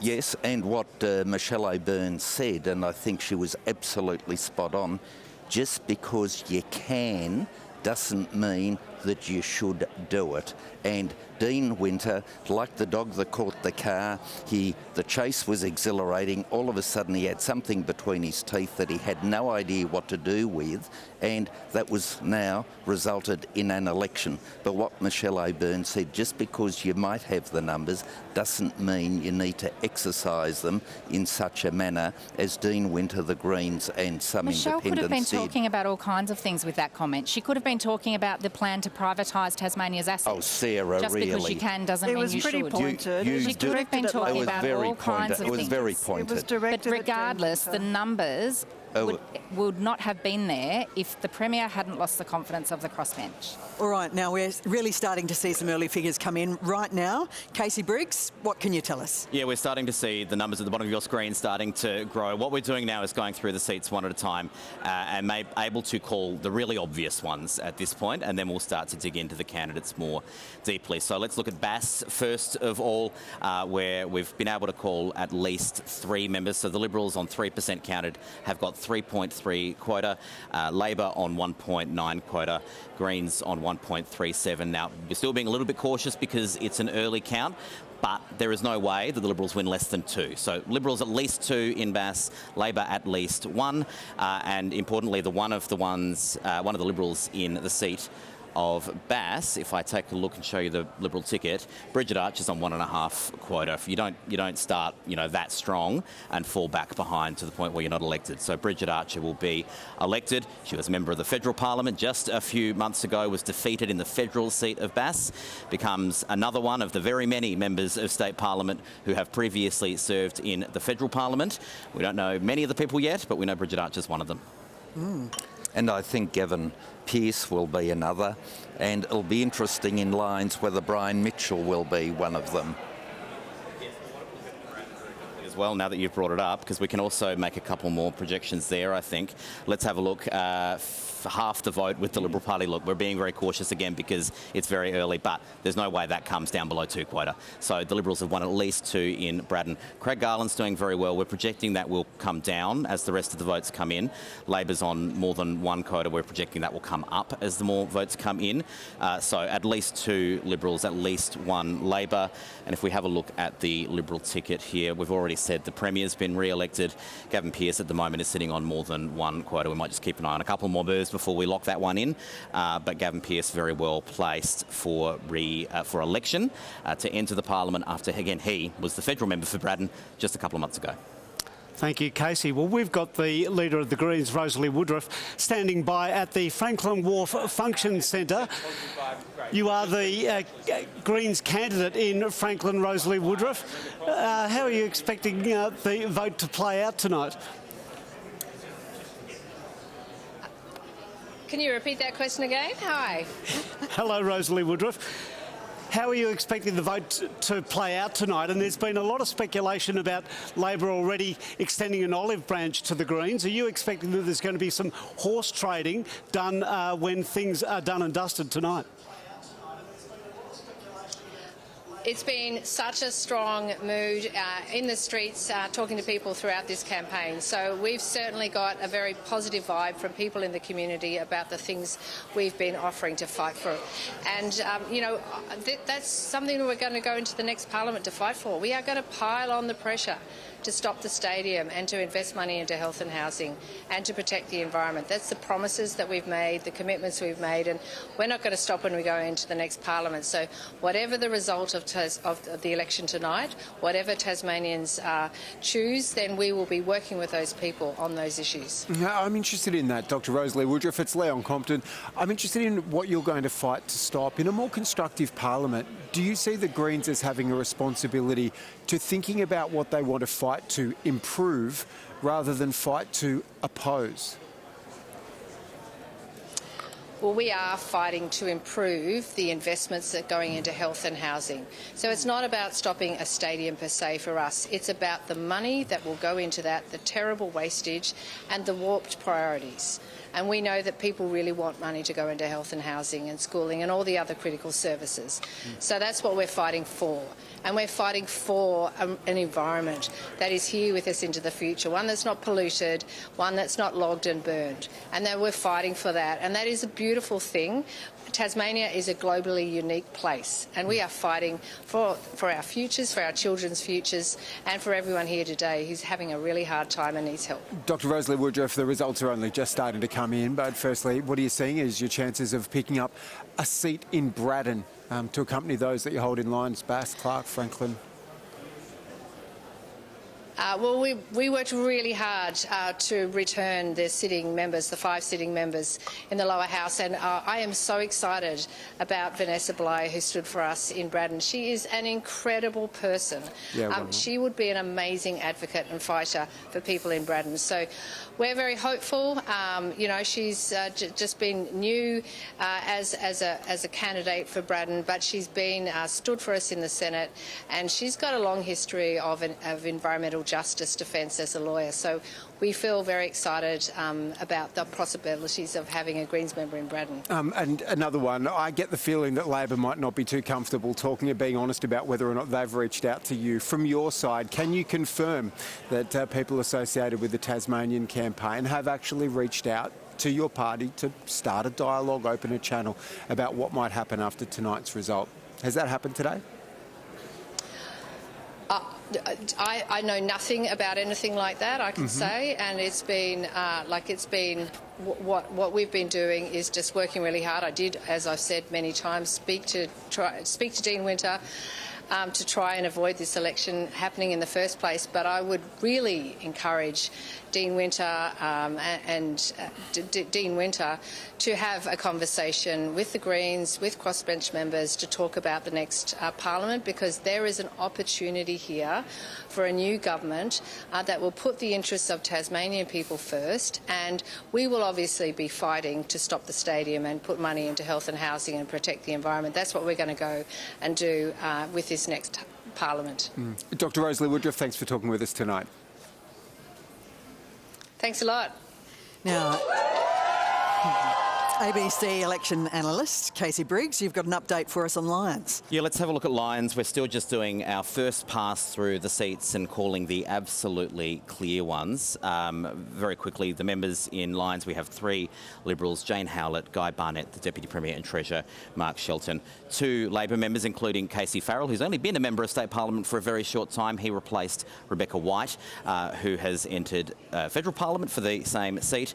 The Greens, Tabitha Badger, and the Nationals, Andrew Jenner, who was elected as a Jackie Lambie Network MHA in the first instance. Let's have a look at these party total figures. The Liberal Party on 42% with more than 3/4 at this stage. Labor on just over 2/4 at this stage. The Greens sitting on 1. Quite a large shooters, fishers, farmers, but as I keep saying, we've got a lot of rural vote still, and not much less of the urban and sort of peri-urban vote that sits in Lyons. And let's have a quick look. So from those party totals, it's pretty clear the Liberals have won at least 2, Labor's won at least 1, and potentially more for the major parties there as well. Of interest on the Liberal ticket, Jane Howlett, we are projecting to finish just ahead of the Deputy Premier and Treasurer on the current count, so actually performing stronger than the Deputy Premier. Yeah, Jane's doing very well there. Yeah. Very well indeed, and more than a quota. Guy Barnett would have no trouble being re-elected, but from the second spot on the ticket. The Labor ticket is far more spread. Rebecca White was the top vote getter for Labor in this seat last year, and that vote has sort of spread across the entire ticket. So Jen Butler, one of the sitting MPs, on 0.6 of a quota. Brian Mitchell, the former federal member, running in second. We're going to take a bit longer to sort out the order of these ones here, but that is 2 Liberals, 1 Labor minimum, quite a bit more to come. And I just want to show you Clark as well. This is a much earlier count, and I will say a count that is coming more from the Sandy Bay area. It's quite strong for the Liberals, so we're projecting that that will come down. At the moment, on these figures, we're projecting every group in Clark will end up on less than 30% of the vote. The Liberals just under 30, the Greens, Christy Johnston and Labor all sitting at around 22-ish. So Christy Johnston, if she can achieve 22% of the vote, that's quite an achievement for her. That one will become quite an interesting contest if we do have this very vast spread of votes. Thank you, Casey. Well, let's check how all of those results are playing into the big picture on the big board with Selena Bryant. So now that we've seen that detail from Casey, we wanted to see those seats given away and how they look on the big board. We can see, as Casey said, that the Liberals have gained 2 seats in Bass, Braddon and Lyons, and the Labor Party has 1 in each of those.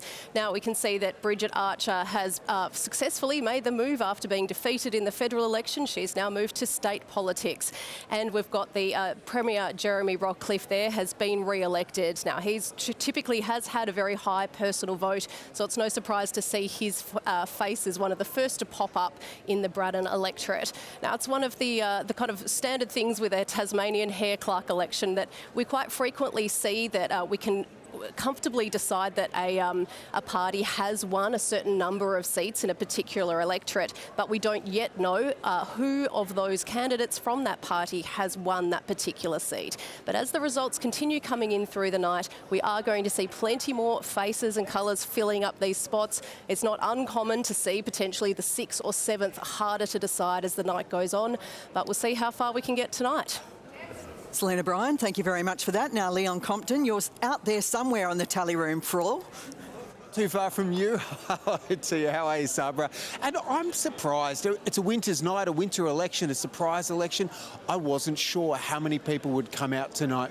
I think it's busier than this time last state election, and we might have a couple of hundred people plus who have made their way in here tonight. And always early, there's younger people that have made up the crowd. Hello, Henry. How are you? Good, thank you. What's brought you along to the tally room tonight? Just interesting to see how everything is done behind the scenes and democracy in action. Did your dad, Tim, have to twist your arm much to get you down here, or was this your idea? Kind of my dad's idea, but I was happy to go along with it. And what are you hoping to see tonight, Henry? Don't know, just to see how everything works and see the numbers come in and see how all the parties are doing. And of course you get to watch the back of Sabra, a guy at our panel on the, does it look like what you thought it would look like when you walked in tonight? There's definitely a lot more stuff than you think there would be, like all the wires and everything. What's on for the rest of the night, Henry? Probably just to see the numbers come in and then head home and go to bed.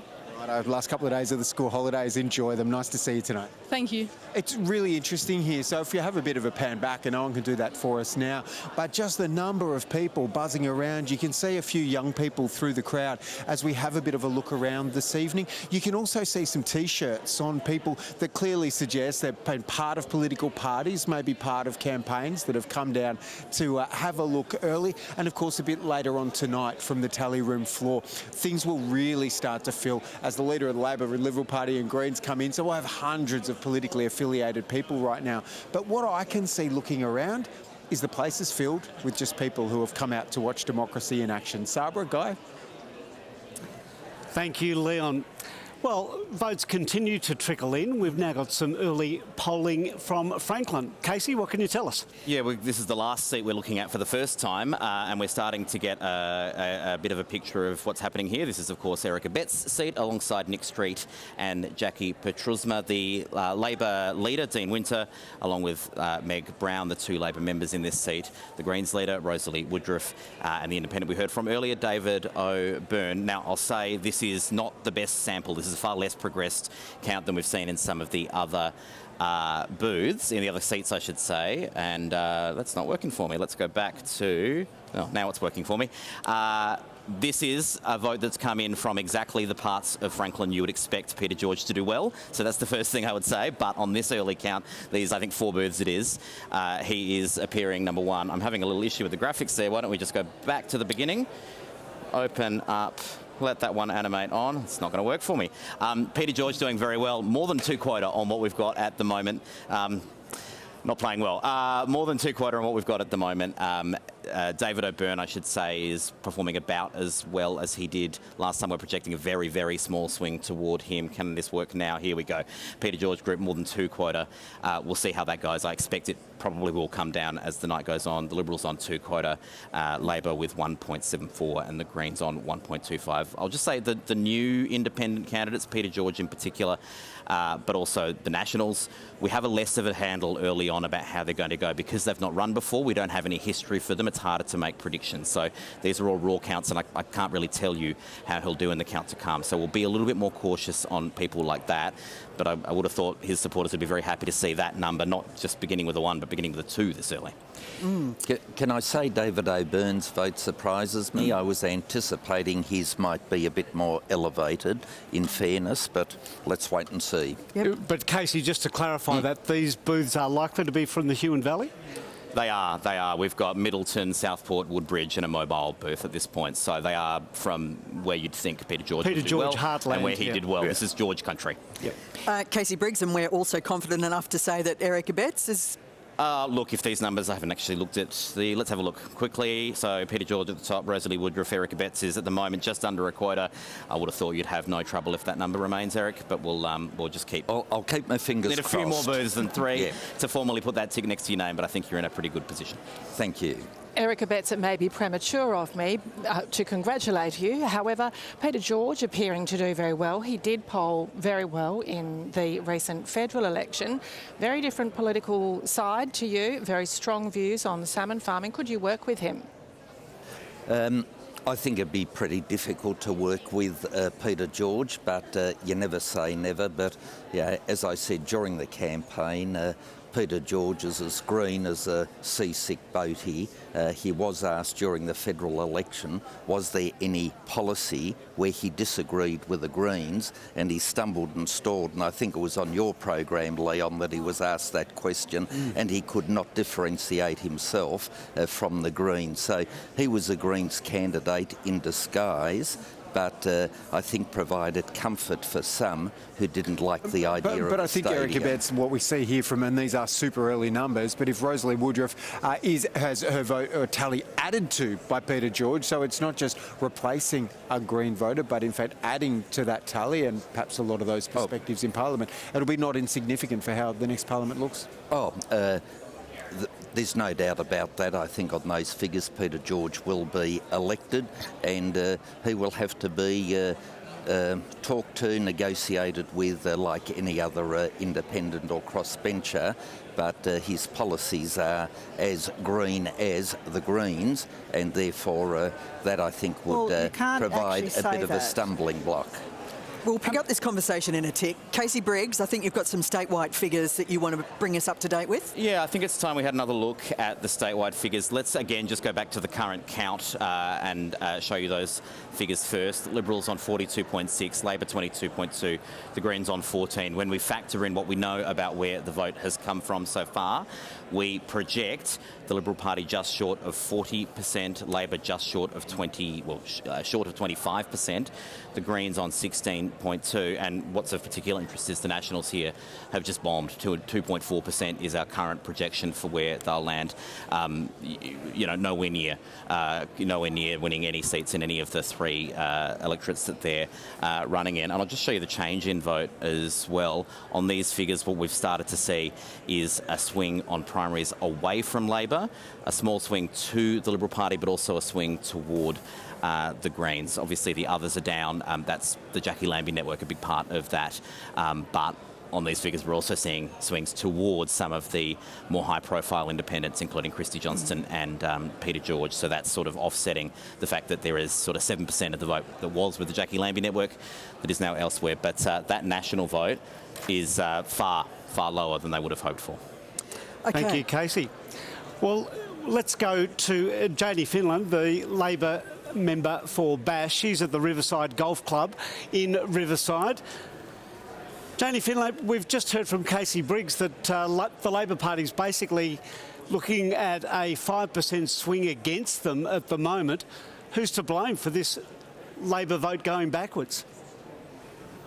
Well, I think up here in Bass, some of the early numbers are really out of our smaller, more regional towns. And so I think right now these early numbers are an indication of what's happening in those smaller regions, but I'm feeling confident, particularly here, that we'll come on through strong in the end. It's Leon Compton here, Janie. Confident of what? That you'll get 2 seats, Janie? Is that the best, or how it looks for the Labor Party in Bass tonight? Well, I actually think as a team we've worked really hard to push for that 3 seats in Bass. It's been really interesting when we've been out on the doors, the feedback that we're getting from our community. We clearly will be able to get those 2 seats, and I'm really hoping that we can bring home a third. When did you know that Michelle O'Byrne was actually going to retire from Parliament? How much notice did you have? Because replacing her and the support that she brought to the party was one of, the big challenges this election. Look, I want to acknowledge the work that Michelle O'Byrne's done, not only in our parliament here, but in our federal parliament as well, and right across our community. There's no doubt that she's been formidable. One of the things that I'm really proud of is that the team of candidates that we've been able to deliver into Bass have got really great credibility and can help us as we move on that pathway to form government in actually being a credible government. We've got this really great array of candidates here, and I'm hoping that we do bring 3 of them across. So while it is a big hole with Michelle leaving, and we wish her really well with the things that she does in her future, we've got a really great group of people coming through. Janie Finlay, you just didn't have time to build a higher profile group of candidates for this election. On reflection, was it a strategic mistake to not try to form government with 10 when the chance was presented to you a month or so ago? So in Bass, yes, it did take us a little while to actually bring the team together, but once we've got the team together and we're out on the doors, we're getting a really great reception. We've got a marine engineer and an economist, we've got a deputy mayor, we've got a young person, we've got a community member and a nurse from the LGH. The community's really responded well. I think that once we see these more central seats come out, you'll see the results of our team working really strongly here in Bass. Okay. Janie Finlay, Early Ward here. An AFL game there down the road today, Hawks v Port Adelaide. The Hawks won. How hard has it been to convince the electorate of an AFL stadium in Hobart? I think early on, definitely the issue of the stadium was on the doors, but as the weeks progressed, we got back to the core issues. I know that the Tassie Doc policy that we put out into the community really resounded not only in our city areas in terms of relieving that pressure off the LGH, but really strongly in our regions. So I think the community actually warmed into the core issues, the cost of living pressures and our health policy. So while the stadium has been a feature of our conversations, people are understanding that the outgoing Liberal government have really put us in this financial circumstance and signed us up to that deal. But when we talk about what a Labor government can offer going forward, and when we talk about our fiscal repair, they've actually been really open to the policies, particularly the Tassie Doc suite of policies that we've presented. Janie Finlay, thank you very much for joining us. My pleasure.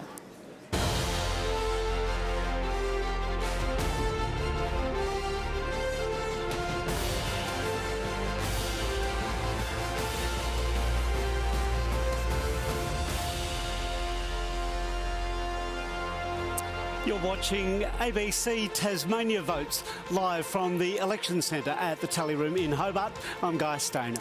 And I'm Sabra Lane. It is now nearly 20 to 8 and we've got 7% of the vote counted. So let's get the latest actually on that vote count with Casey Briggs. Yes, let's have a look. I mean, quickly, let's just consider Clark. We've just called a few seats there, one for everyone. One Liberal, one Green, one Labor, and we're pretty confident Christy Johnston is re-elected as well. This one might become a little bit messy as we go along, but definitely 1-1-1-1. Why don't we bring up a chamber for the first time in a little while, which I can do by hitting that button. So here's what we've got so far. The Liberals sitting on 10, 2 in every, 2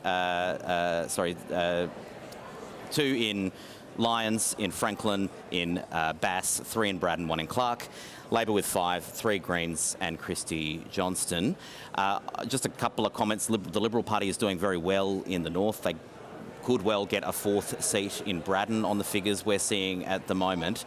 Labor is, in some cases, struggling on the early figures we're seeing to even get its 2nd seat in a couple of electorates. So that's the shape of thing. We saw those figures earlier. Why don't we bring the primary votes up one more time? These are our projected primary votes. This hasn't really shifted. The Liberals just under 40, ALP 24.4, and it's still looking like a 4.6% swing away from Labor toward the Liberal Party and the Greens. These figures, we're still only at 7%. These figures are taking a little while to come in, but at the moment, the Liberal Party would be, feeling pretty good about what they're seeing. Thank you, Casey. Sarah Lovell. They say that once the swing is in, the swing is in. It's looking like the swing is going against Labor. You must be pretty worried right now. Look, we're not too worried at the moment. There's still early figures. We're also getting some information through around preference flow that's showing that around 50% of preferences from non-Liberal candidates and non-Labor candidates are flowing to Labor. So we're expecting to pick up quite a bit through preference flow there. I don't see much of a pathway for preferences to flow to the Liberal Party.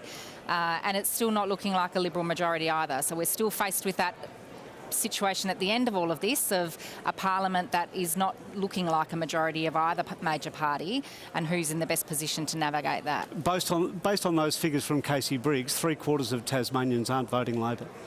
Yep, but not half of them are voting for the Liberal Party either. So, of course we'd love to see a stronger vote towards That's Labor. a pretty positive spin. Well, 3/4 of Tasmanians aren't voting for you, and you're putting a positive spin on it. Well, this is the parliament we're left to deal with. The voters never get it wrong. We would, of course, love to see a swing towards Labor, but as we've talked about earlier, there are more progressive candidates to choose from across the ballot papers, with independents, with the Greens are running. We've got but a number of independents who would be left of centre, more progressive, or centre.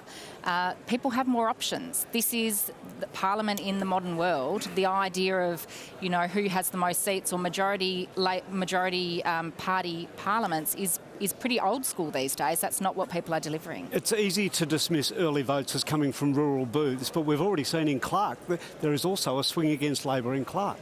Well, again, early figures, particularly in Clark, but no big surprises there either. You've got Christy Johnson, who's been in the Parliament now for a number of years, has really cemented her base there. We'll wait and see what comes through in those preferences. Are we already seeing early evidence that Labor's getting smashed on both sides of the stadium debate? The people who are anti-stadium don't want to vote Labor. People who are pro-stadium don't want to vote Labor either, despite what Labor has had to say in this campaign. Look, there's no doubt the stadium is an issue for some people in this election, but it's not the number one issue that's been coming through in most of the polling that's been done, and certainly not in the conversations that I've been having out in the community. I've been out door knocking and campaigning with a number of candidates across a number of electorates, both in the south and in the northwest, and the stadium comes up very rarely. The issues that are first and foremost in people's minds are cost of living, access to health services, and the budget, surprisingly, probably for the first time in a long time. But if we look at, say, a website like the Yes Team, Yes Stadium, it was largely... It was kind of apolitical prior to the announcement of this election. Once the no confidence motion passed, that website has become hyper-partisan and very much an anti-Labor website. Well, it has, but I think if you go back a little further, it's never been particularly non-partisan, that site. It's run by some people who are fairly politically engaged and have always had a lean one way or another, particularly before the last election. That was a very political page, and there were some quite personal posts on that page.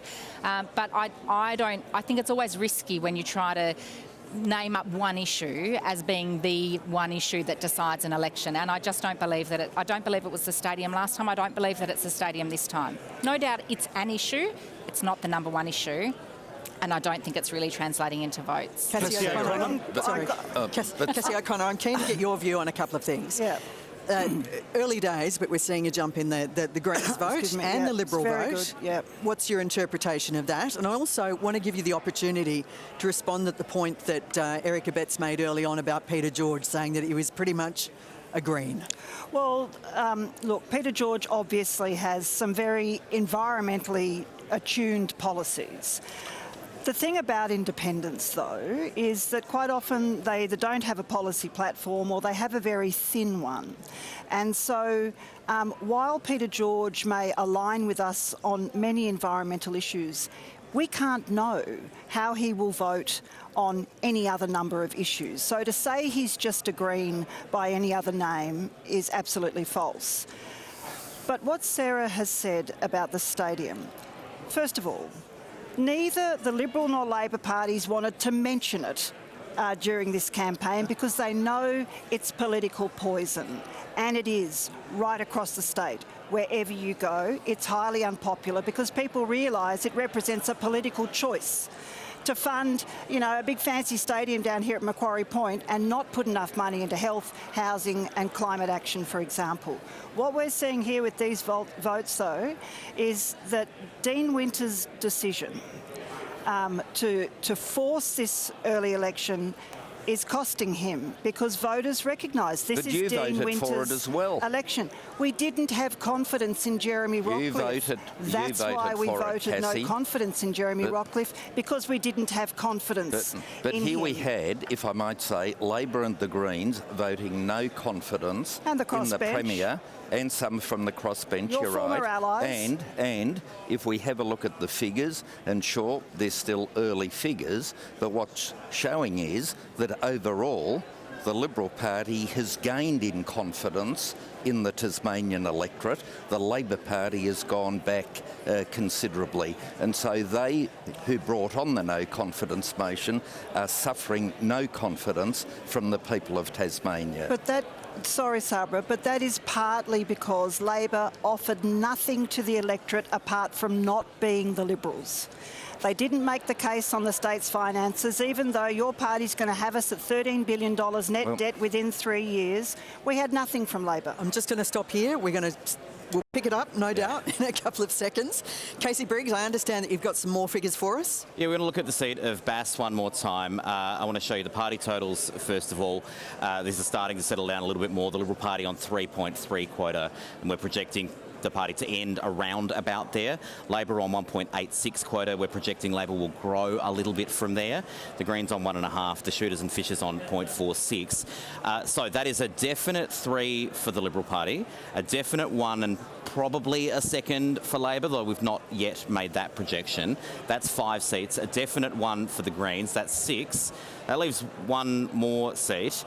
And it's a little bit difficult to work out where that would go. The Greens, we're projecting what that number will fall a little bit through the rest of the count, so they would be in the hunt for that 7th seat. Potentially the Liberal Party could be in the hunt for that 7th seat.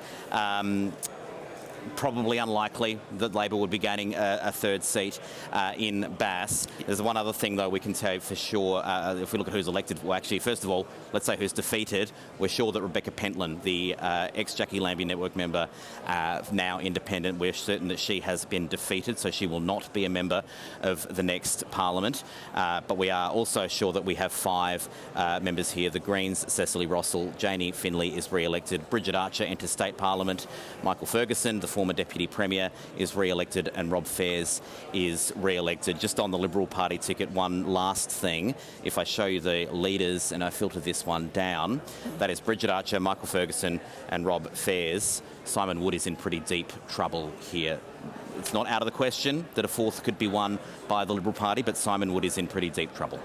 All right, Casey. I think the Liberals will get a bit of a boost from George Razay and the national preferences, so we'll see how that goes. I'm glad Dr. George Razay got a mention in this. He's a serial campaigner. He always gets out and puts his name on the ballot. So I'm glad to see that he's made it onto the screens tonight, and maybe is a slim chance. All right, we're going to get an update now from the big board with Selena Bryan. Selena. So we're certainly seeing a lot more of these squares filling in now as these results. Now we can see that the Liberals have got 10 seats. They've made a really strong start on the board compared to Labor's 5 seats, 1 in every electorate. We're finally now seeing some of the crossbench on the board as well. We've got 3 Greens members, including the Greens leader Rosalie Woodruff, and our first independent in Clark and Christy Johnston being returned as well. So, when you look at the spread of this here, it does look like the Liberals are performing strongly at the moment. So let's take a look at how that looks on our pathway to power graphic. So as you can see, the Liberals, while no one is quite close to that goal of a majority government with that yellow line, 18 seats just yet, and it may still not happen tonight, but the Liberals are well out in front. And if we have a look at the numbers, we've got 10 for the Liberals and 5 for the Labor Party, and then 4 on the crossbench. So even if we added the 4 crossbench members to the Labor side of the House, the Liberal Party is still well out in front. So I think it's fairly safe to say that the Liberals are feeling much more confident about the results compared to the other party at the moment. Selena Bryan, thank you. Well, Cassio, Connor, just going back to the figures in Bass there, seeing that you're at about 1.5 quotas, what are your chances, do you think, of actually pushing for a second? Well, wouldn't that be wonderful? I don't know at this early stage of the evening, but it's so great to see our wonderful Bass MP Cecily Rossell re-elected. She's been an excellent advocate for the people of Bass, working really hard on the ground and focusing on health and children and young people. But I tell you what's resonated in Bass again has been the toxicity of the stadium as an issue and the political choices that it represents. And a lot of people in Bass would really love to see the Devils playing at York Park, which has just had a $130 million taxpayer-funded upgrade. So I think that is resonating in Bass. Erica Betts, how much are you looking forward to Bridget Archer being in State Parliament? Oh, look, Bridget Archer will be a fantastic asset. Not only was she a mayor of Georgetown before entering federal politics, she made a mark for herself in the federal parliament, outspoken, and I think that's the sort of authenticity. Might I add, same as Gavin Pearce from the federal seat of Braddon, now coming into the parliament. So I believe that will provide renewal, enrichment for the parliamentary party. That said, bitterly disappointed if Simon Wood were not to make it. He was a fantastic whip, a hard worker, and somebody that I think everybody in the parliament enjoyed his company and his goodwill, bonhomie, etc. So it would be a matter of regret if he were not to retain his seat. At the moment, it looks as though he's in for a tough ride because of Bridget Archer, but she's been a great asset to us in garnering the vote. Ellie, I'm going to let you have a go in a tick, but Cassie O'Connor, you were agreeing on that point about Simon Wood. Oh, Simon Wood's an absolute sweetie in the parliament. We all love him. He's got no malice in him whatsoever. But I will just say about Bridget Archer, it's interesting that the people of Bass have rewarded a courageous and outspoken small L Liberal who caused you and your colleagues no end of pain when you're in government last, because she was prepared to cross the floor to do the right thing. So it's really good to hear you saying, Eric, what a great asset Bridget will be to the parliament. See, that's one of the great things about the Liberal Party, and I exercised it as well, and that is we are allowed to cross the floor and to show an independence of thought. And might I say, I've never seen that with the Greens splitting their votes on the floor of the parliament. They always vote as a single cohort, bit like Labor. We agree. And we are. We agree. I've never seen a Tasmanian Liberal cross the floor of the Tasmanian Parliament on all manner of good legislation or motions. I mean, seriously. Casey Briggs. Casey Briggs, you've got an update for us in Braddon? Yeah, let's have a look at Braddon one more time. Just to say again, we're still, I'll keep saying it, very rural areas. We don't have anything in Devonport. We don't have much from Burnie, but the Liberal Party is sitting on more than 4 quotas, so they are a good chance of winning 4 seats in Braddon. Labor on 1.5 quota, so a definite 1, but there is a risk for Labor that they fall back to 1 in Braddon on these figures. Craig Garland is having a very good night on these numbers. Let me show you the change in vote, actually might be instructive. Labor down 3 points, Craig Garland up nearly 7. Now these are very good numbers for him. We're just being a bit cautious because of the fact that we don't have any of the urban areas in yet, so it's possible that that number will come down a little bit, and it maybe once we get into some of the more urban areas, maybe the Greens end up picking up some of that sort of third party, minor party vote. So a little bit unsure here, but certainly very good numbers for Craig Garland and pretty poor numbers for Labor and the Liberal Party, potentially in a seat that was their best seat last election, in a seat that's traditionally been one of the better seats for the party. It's often been the difference between a minority and majority government. I'm not saying that's on the cards here, but a chance for the Liberals to win 4. There's a great vote of confidence in the Premier in his home electorate. Casey, we're just about to have a chat to the independent member for Clark, Christy Johnston. Can you just give us a snapshot of how she's performing in the polls? Yeah, very well. In short, 1.5 quota, nearly 18.2% of the vote. If I just have a quick look over here, sorry for turning my back to you, Guy. We reckon that, where am I? Leading groups. I'm looking at the wrong seat. Sorry for this It's all right, prolonged Casey. fact Why have you grabbed those numbers? 18.4. Look, that's starting to settle down. So we're pretty confident Christy Johnston's been re-elected. Looks like she's being re-elected with quite a surplus as well. There's 0.46 quota sitting here. So the question will be, she is a ticket of one. Where does that vote go after her? Does it help one of these two potentially get over the line? And I'm pretty sure she was short of a surplus last time round. So obviously improving her vote there. And Christy Johnston is standing by on the tally room floor with Leon Compton.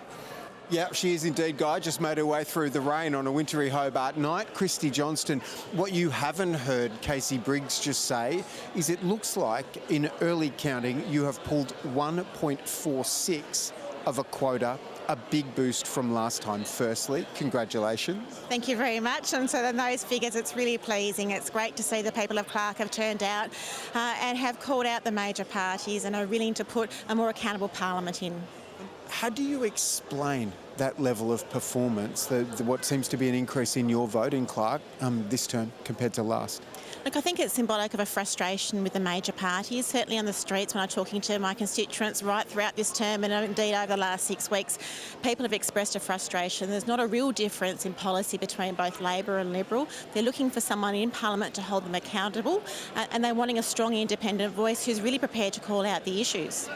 It's interesting, Casey was actually speculating then about where the 0.46 of the quota that you don't need will go, given that you're a party of one. Where do you hope it goes? Look, I'm not sure. Obviously, the people get to decide the kind of parliament that it's made up of, and obviously where my preferences go. Look, I really hope that whoever is ended up in parliament is very accountable. Make sure they listen to the community, and at the end of the day, every elected representative needs to listen to what the voters have said this election. And so, how will you approach, let's work on the assumption you've been strongly elected, how will you approach any conversations that you have with the Liberal Party or indeed the Labor Party from here?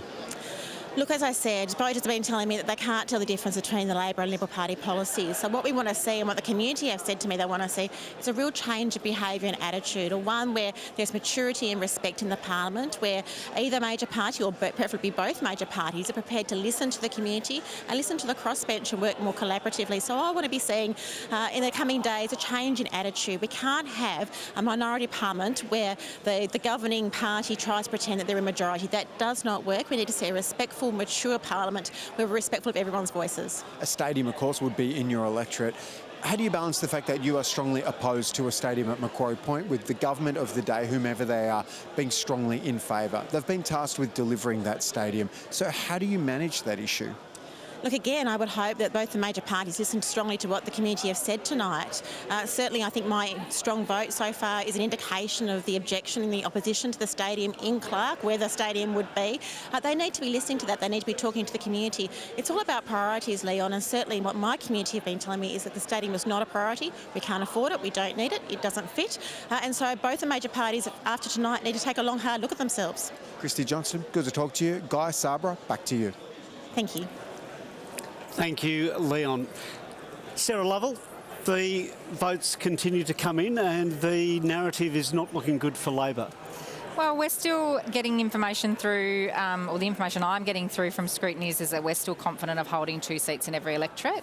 But the other interesting piece of the puzzle that is not a measure that we normally use in a Hare-Clark election, but looking at the two-party preferred projections, it's got Labor on over 50%, 53.4% of the two-party preferred. I know it's not normally a measure that we use in these types of elections, but when we're in this new environment where we're not having a majority, a major party holding a majority, but an indication that more than half of the population would prefer a Labor government, then that's, you know, something that might need to be considered as well. So you say you're hopeful of holding 2 in each seat. Are you saying the best case scenario for you at the moment is 10 seats? No. What I'm hearing is we're hopeful of holding at least 2 in each electorate. And where do you think you can gain any more than 2 in any electorate? Well, we're still looking at Franklin and Bass in particular, I suppose, would be the 2 where there's more of a pathway. But again, it comes down to those preferences and that the preference flow, which we're seeing come through to Labor. But until we've got those figures in front of us, it's hard to say definitively. Cassie O'Connor, I don't want to put words into your mouth, but is Sarah Lovell in denial? Well, I mean, Sarah's it's a really difficult position to be in when you're on the panel and you're having to explain a bad vote. I mean, I've been here in 2014. So you're saying it's a bad vote for Labor? Well, it is. I mean, it clearly is, and we're seeing a trend statewide, and I think that Labor went too early to an election, didn't make their case on budget repair, presented a weak budget prepare response, sort of not much policy depth, and also, you know, when people were making choices between the major parties, there wasn't enough from Labor. They went obviously a bit to the Liberals and to us. I'm going to stop you there. Casey Briggs has got some breaking news for us.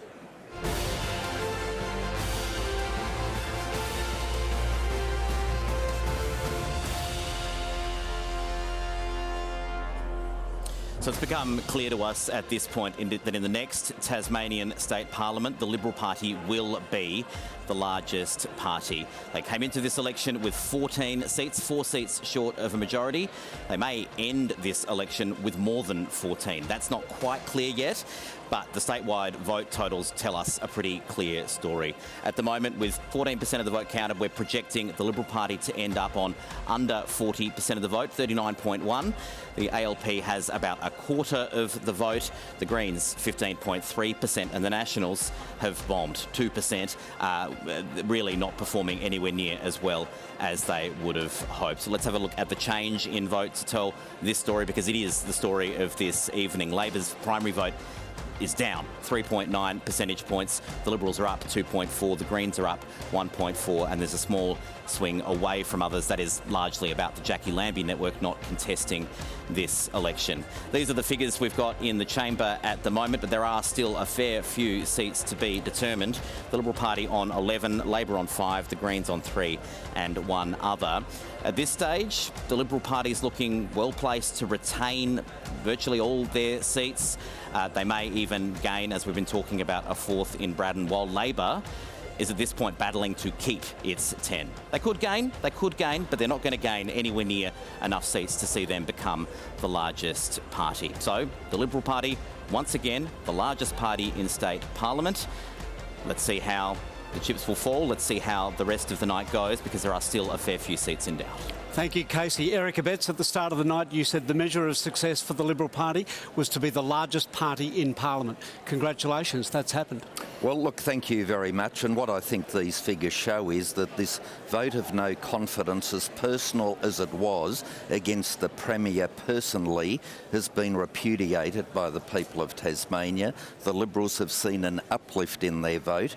The Premier has got a huge personal vote in his own home electorate, and I'd be very interested to see what the personal vote is for the Labor leader in my seat of Franklin, to see where he is on the leaders board, because in the past Mr Winter has been a popular figure in the electorate of Franklin, and I suspect just from my door knocking and campaigning that his personal vote will have substantially diminished, despite being Labor leader. So at the last election he wasn't Labor leader.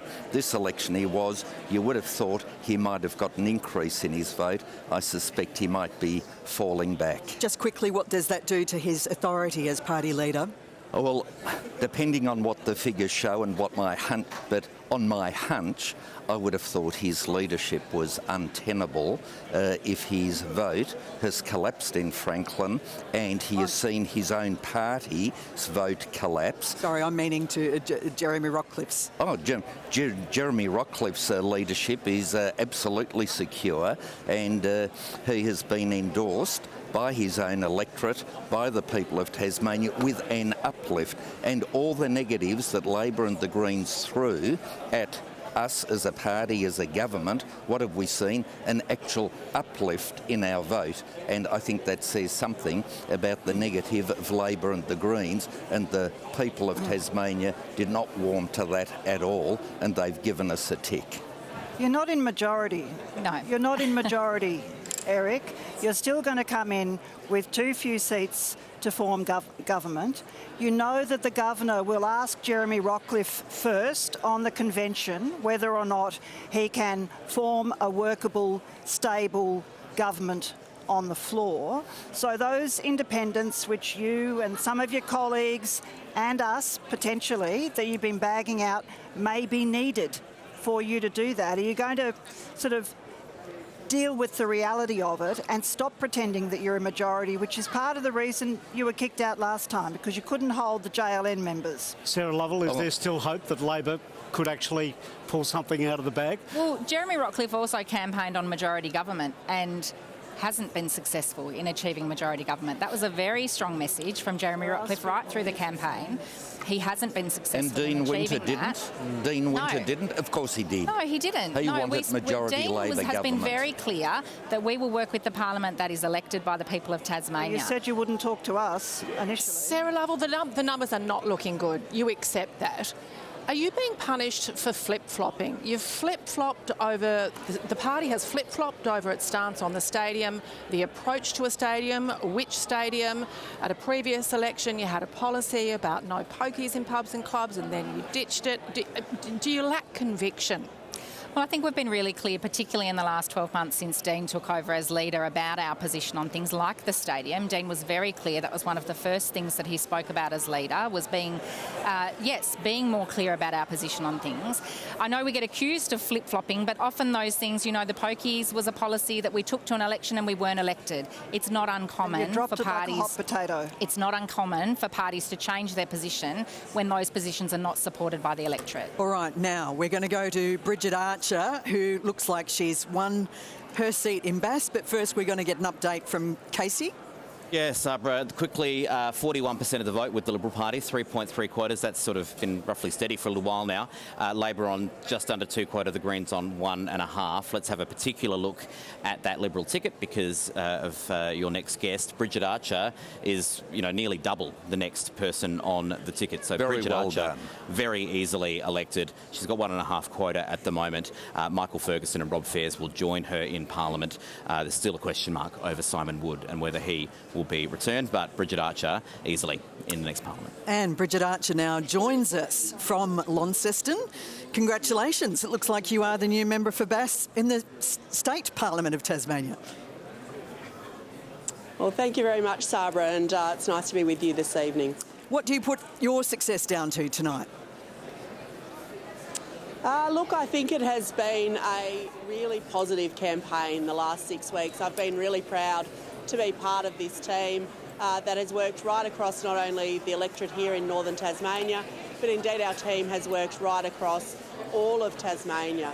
The Premier has been to all corners of Tasmania, right out into rural and regional Tasmania, and I think we're seeing those results borne out tonight, and we're seeing the Labor vote falling away in the regions and our vote strengthening because of that hard work of listening to our communities right across the state in the last 6 weeks. Bridget Archer, it's Leon Compton here. I like your motley background with Rob Fairs and Nick Dygan in the background there. Not at all motley. Yeah, it's a good-looking bunch.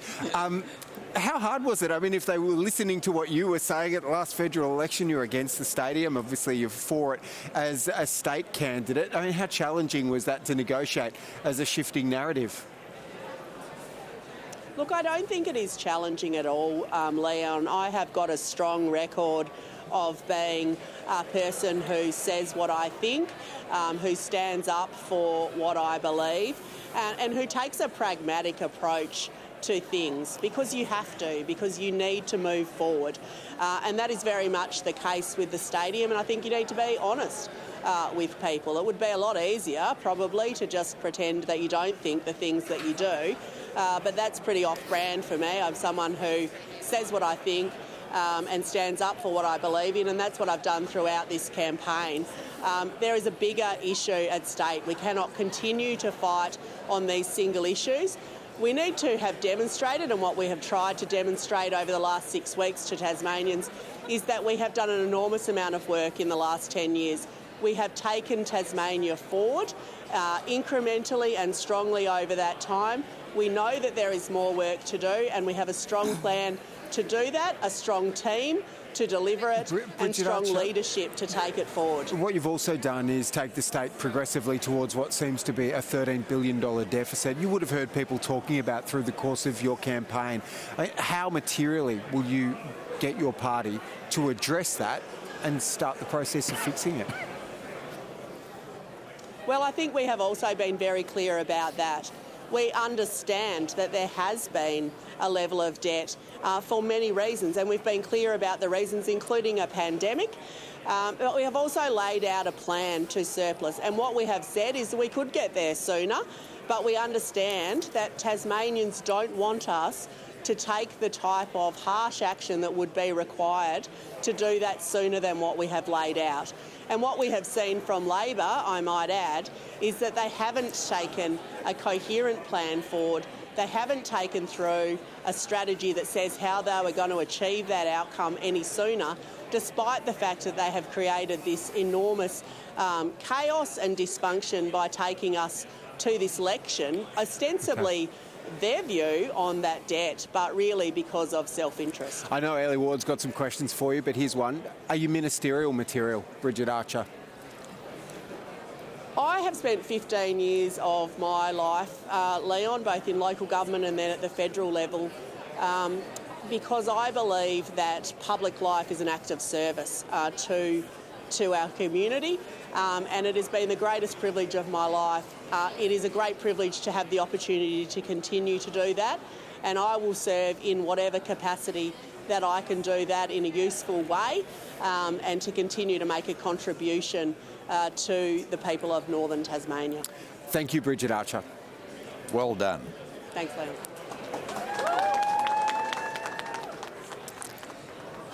Well, Casey Briggs has got the latest figures in Lions. Yeah, these figures are starting to stabilise a little bit, Guy. We've got the Liberal Party sitting on 3.3 quota, so that is 3 seats for the Liberal Party. Labor with 2, the Greens with 1, so that is 6 seats determined. Might step through the tickets in a second. Who could the 7th be? Well, the Liberal Party sitting there with a third of a quota in surplus. The Nationals coming down quite low here, 0.41. That spells trouble for Andrew Jenner, the current MP running with the Nationals. We're not going to declare him defeated just yet, but he's in some trouble there. What's interesting is this shooters, fishers and farmers candidate running at 0.65 quota, so there'll be a bit of a question mark over where those preferences go, and if that candidate can stay in the count for long enough, they might be a shot at picking up the 7th seat in Lions. I think this one's going to take a little bit longer for us to sort out, but 3, 2, 1, a mystery 7th that could maybe be a shooter, fisher or farmer, or some combination of the 3. Let's look quickly at the 3 tickets. Guy Barnett and Jane Howlett are both re-elected. We've seen these two jostling for first and second place on the ticket now. Guy Barnett, the Treasurer and Deputy Premier, is currently topping the Liberal ticket. So those two, and then a third, Mark Shelton, most likely, but, you know, there's less in it in those lower candidates. On the Labor ticket, Jen Butler and Brian Mitchell are the top 2, so you would favour them to be elected. Brian Mitchell, if he is elected, would complete this sort of parliamentary switcheroo where Rebecca White left State Parliament to run for the federal seat of Lions. Brian Mitchell left federal Parliament to run for the state seat. They'd be the 2 favoured at the moment, and if note is Casey Farrell, the MP that has only sat in Parliament for a few months now. He's currently in 4th position on that ticket. So again, we're not quite declaring him defeated. They're all quite close together, so we're just waiting a little bit longer on that one. But Casey Farrell's in trouble, and those 2 would be favoured. And just quickly, I'll mention the Greens as well. Tabitha Badger re-elected in the seat of Lions. So that's 6 seats determined there. 3 Liberals, 2 Labor, 1 Green, and a 7th. All right, Casey Briggs, thank you very much for that. Now, for a snapshot of the whole picture across the state, let's hear from Selena Bryan. Now, I don't have a touch screen, so I've enlisted the journalist's favourite tool, the trusty notebook, to help me through this one. We can see on the board that the Liberals are well ahead in the numbers, but what we're not seeing through this picture here is that they're also, every quota, every seat here, they have a quota in surplus of what they need to get the numbers that they've got there at the moment. So in Lions, we can see that they've got 3 seats, but they have a quota of 3.32. As Casey just said, that seat could go to the Shooters, Farmers and Fishers, but the Liberals are still in the running there. In Franklin, they've got a quota of 2.47, so above the 2 seats that we're seeing there, so they're also still in the running. In Clark, the inner city electorate is a little less likely, but they're on a quota of 2.26, so sitting above the 2 seats that we've already seen that they've got. In Braddon, that's looking very strong. Their quota at the moment is 4.07, so we're expecting to see that they will pick up the 4th seat in Braddon. And in Bass, they've got 3 seats there at the moment, but they're on a quota of 3.29. So in every electorate, their quota is above the seats that we're already seeing on the board. So it's possible that we're still going to see more Liberal gains as the night goes on. And O'Brien, thank you. Erica Betts, we spoke about Bridget Archer coming in. She was seen to be somewhat sidelined by Conservative factions in federal parliament. Is there the likelihood that something similar can play out in state parliament? Look, the great thing about Tasmania and Tasmanian politics, at least within the Liberal Party, is we're a relatively small group, and therefore we are like family, and you deal with any differences that you may have. And look, Bridget might be a bit more small L than myself or whatever, but there's one thing that I always did with Bridget in federal parliament when I was there as well. We worked together effectively, and just during this campaign, in my role as minister, she reached out to me and I was able to help and answer and deal with some issues for her. So we've had a good working relationship, and I expect that to continue for the benefit of the people of Tasmania, because one thing that the people of Tasmania don't want is to see sort of factional brawling that I think is about to emerge within the Labor Party, because we now see Dean Winter having had his the strings pulled by somebody who was Premier 15 years ago. Erica Betts, can we talk about the Liberal Party? Can we talk about the Liberal Party and factional... Thanks for interrupting, Ellie, but your show. We've all got to have a dip at times, Erica Betts. Gavin Pearce going to be joining the Liberal Party room. He reportedly quit standing as a federal member because of Bridget Archer standing in Bass. Can they work together in the party room? Well, of course they can, and those sort of reports are always interesting, make for headlines, make for printed column inches in newspapers, and fill up time on Talkback and other programs. But at the end of the day, Gavin Pearce is a standout candidate member. In fact, in a losing election for us federally, he got a 6% swing to him personally. So Gavin Pearce, standout member in his own right. Bridget Archer, similarly a standout member. They will work together for the benefit of the people of Tasmania. All right, Casey Briggs, our analyst, has got an update for us on Franklin. Yes, we've been debating a bit about be interesting. Franklin, but it's a very interesting contest. It's a patchy seat, so we're being due care on this one. The Liberal Party at the moment is on 30.6% of the vote. We're projecting them to end a little bit higher, more like 35%. So 2.5 quota at the moment. I will just say we don't have any history for the Peter George group of candidates, and they're on 20% of the vote at the moment. That may be causing some difficulties with our projections, because you don't normally have a sort of first entrant like that just appear with 20% of the vote. So we're just being a little bit cautious. But the Liberals on 2. The Liberals are at risk of losing the 3rd seat in Franklin here. The Labor Party on 1, tending toward 2, you would think. Peter George, we're going to call a likely at this point, probably elected. Again, patchy electorate, we're just waiting on a little bit more. Remember that started at 2.5 quota earlier in the night. It's come down to 1.67, so it's been dropping quite a bit through the night.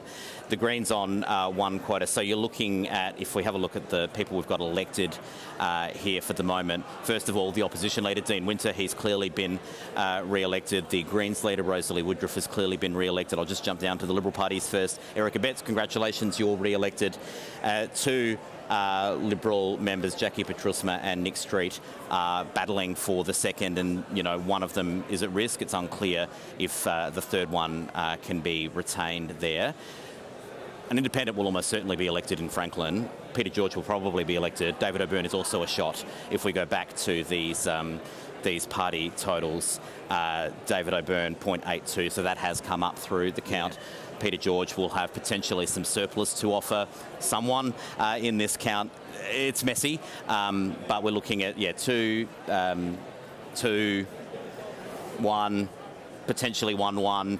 Could be, quite a split in the vote in this. Do we have seat. the individual votes? Yeah, I wanted to show you Labor's ticket in particular. This is the Labor ticket in Franklin. Dean Winter on under a quota, 0.83 of a quota. Meg Brown, the other MP seeking re-election, is in second. Jess Monday, running in third place in that seat. She's got 3% of the vote in that electorate. Not as high as I think the chances are of her performance were being talked up in that one. And Peter George at the top of the ticket. Interesting analysis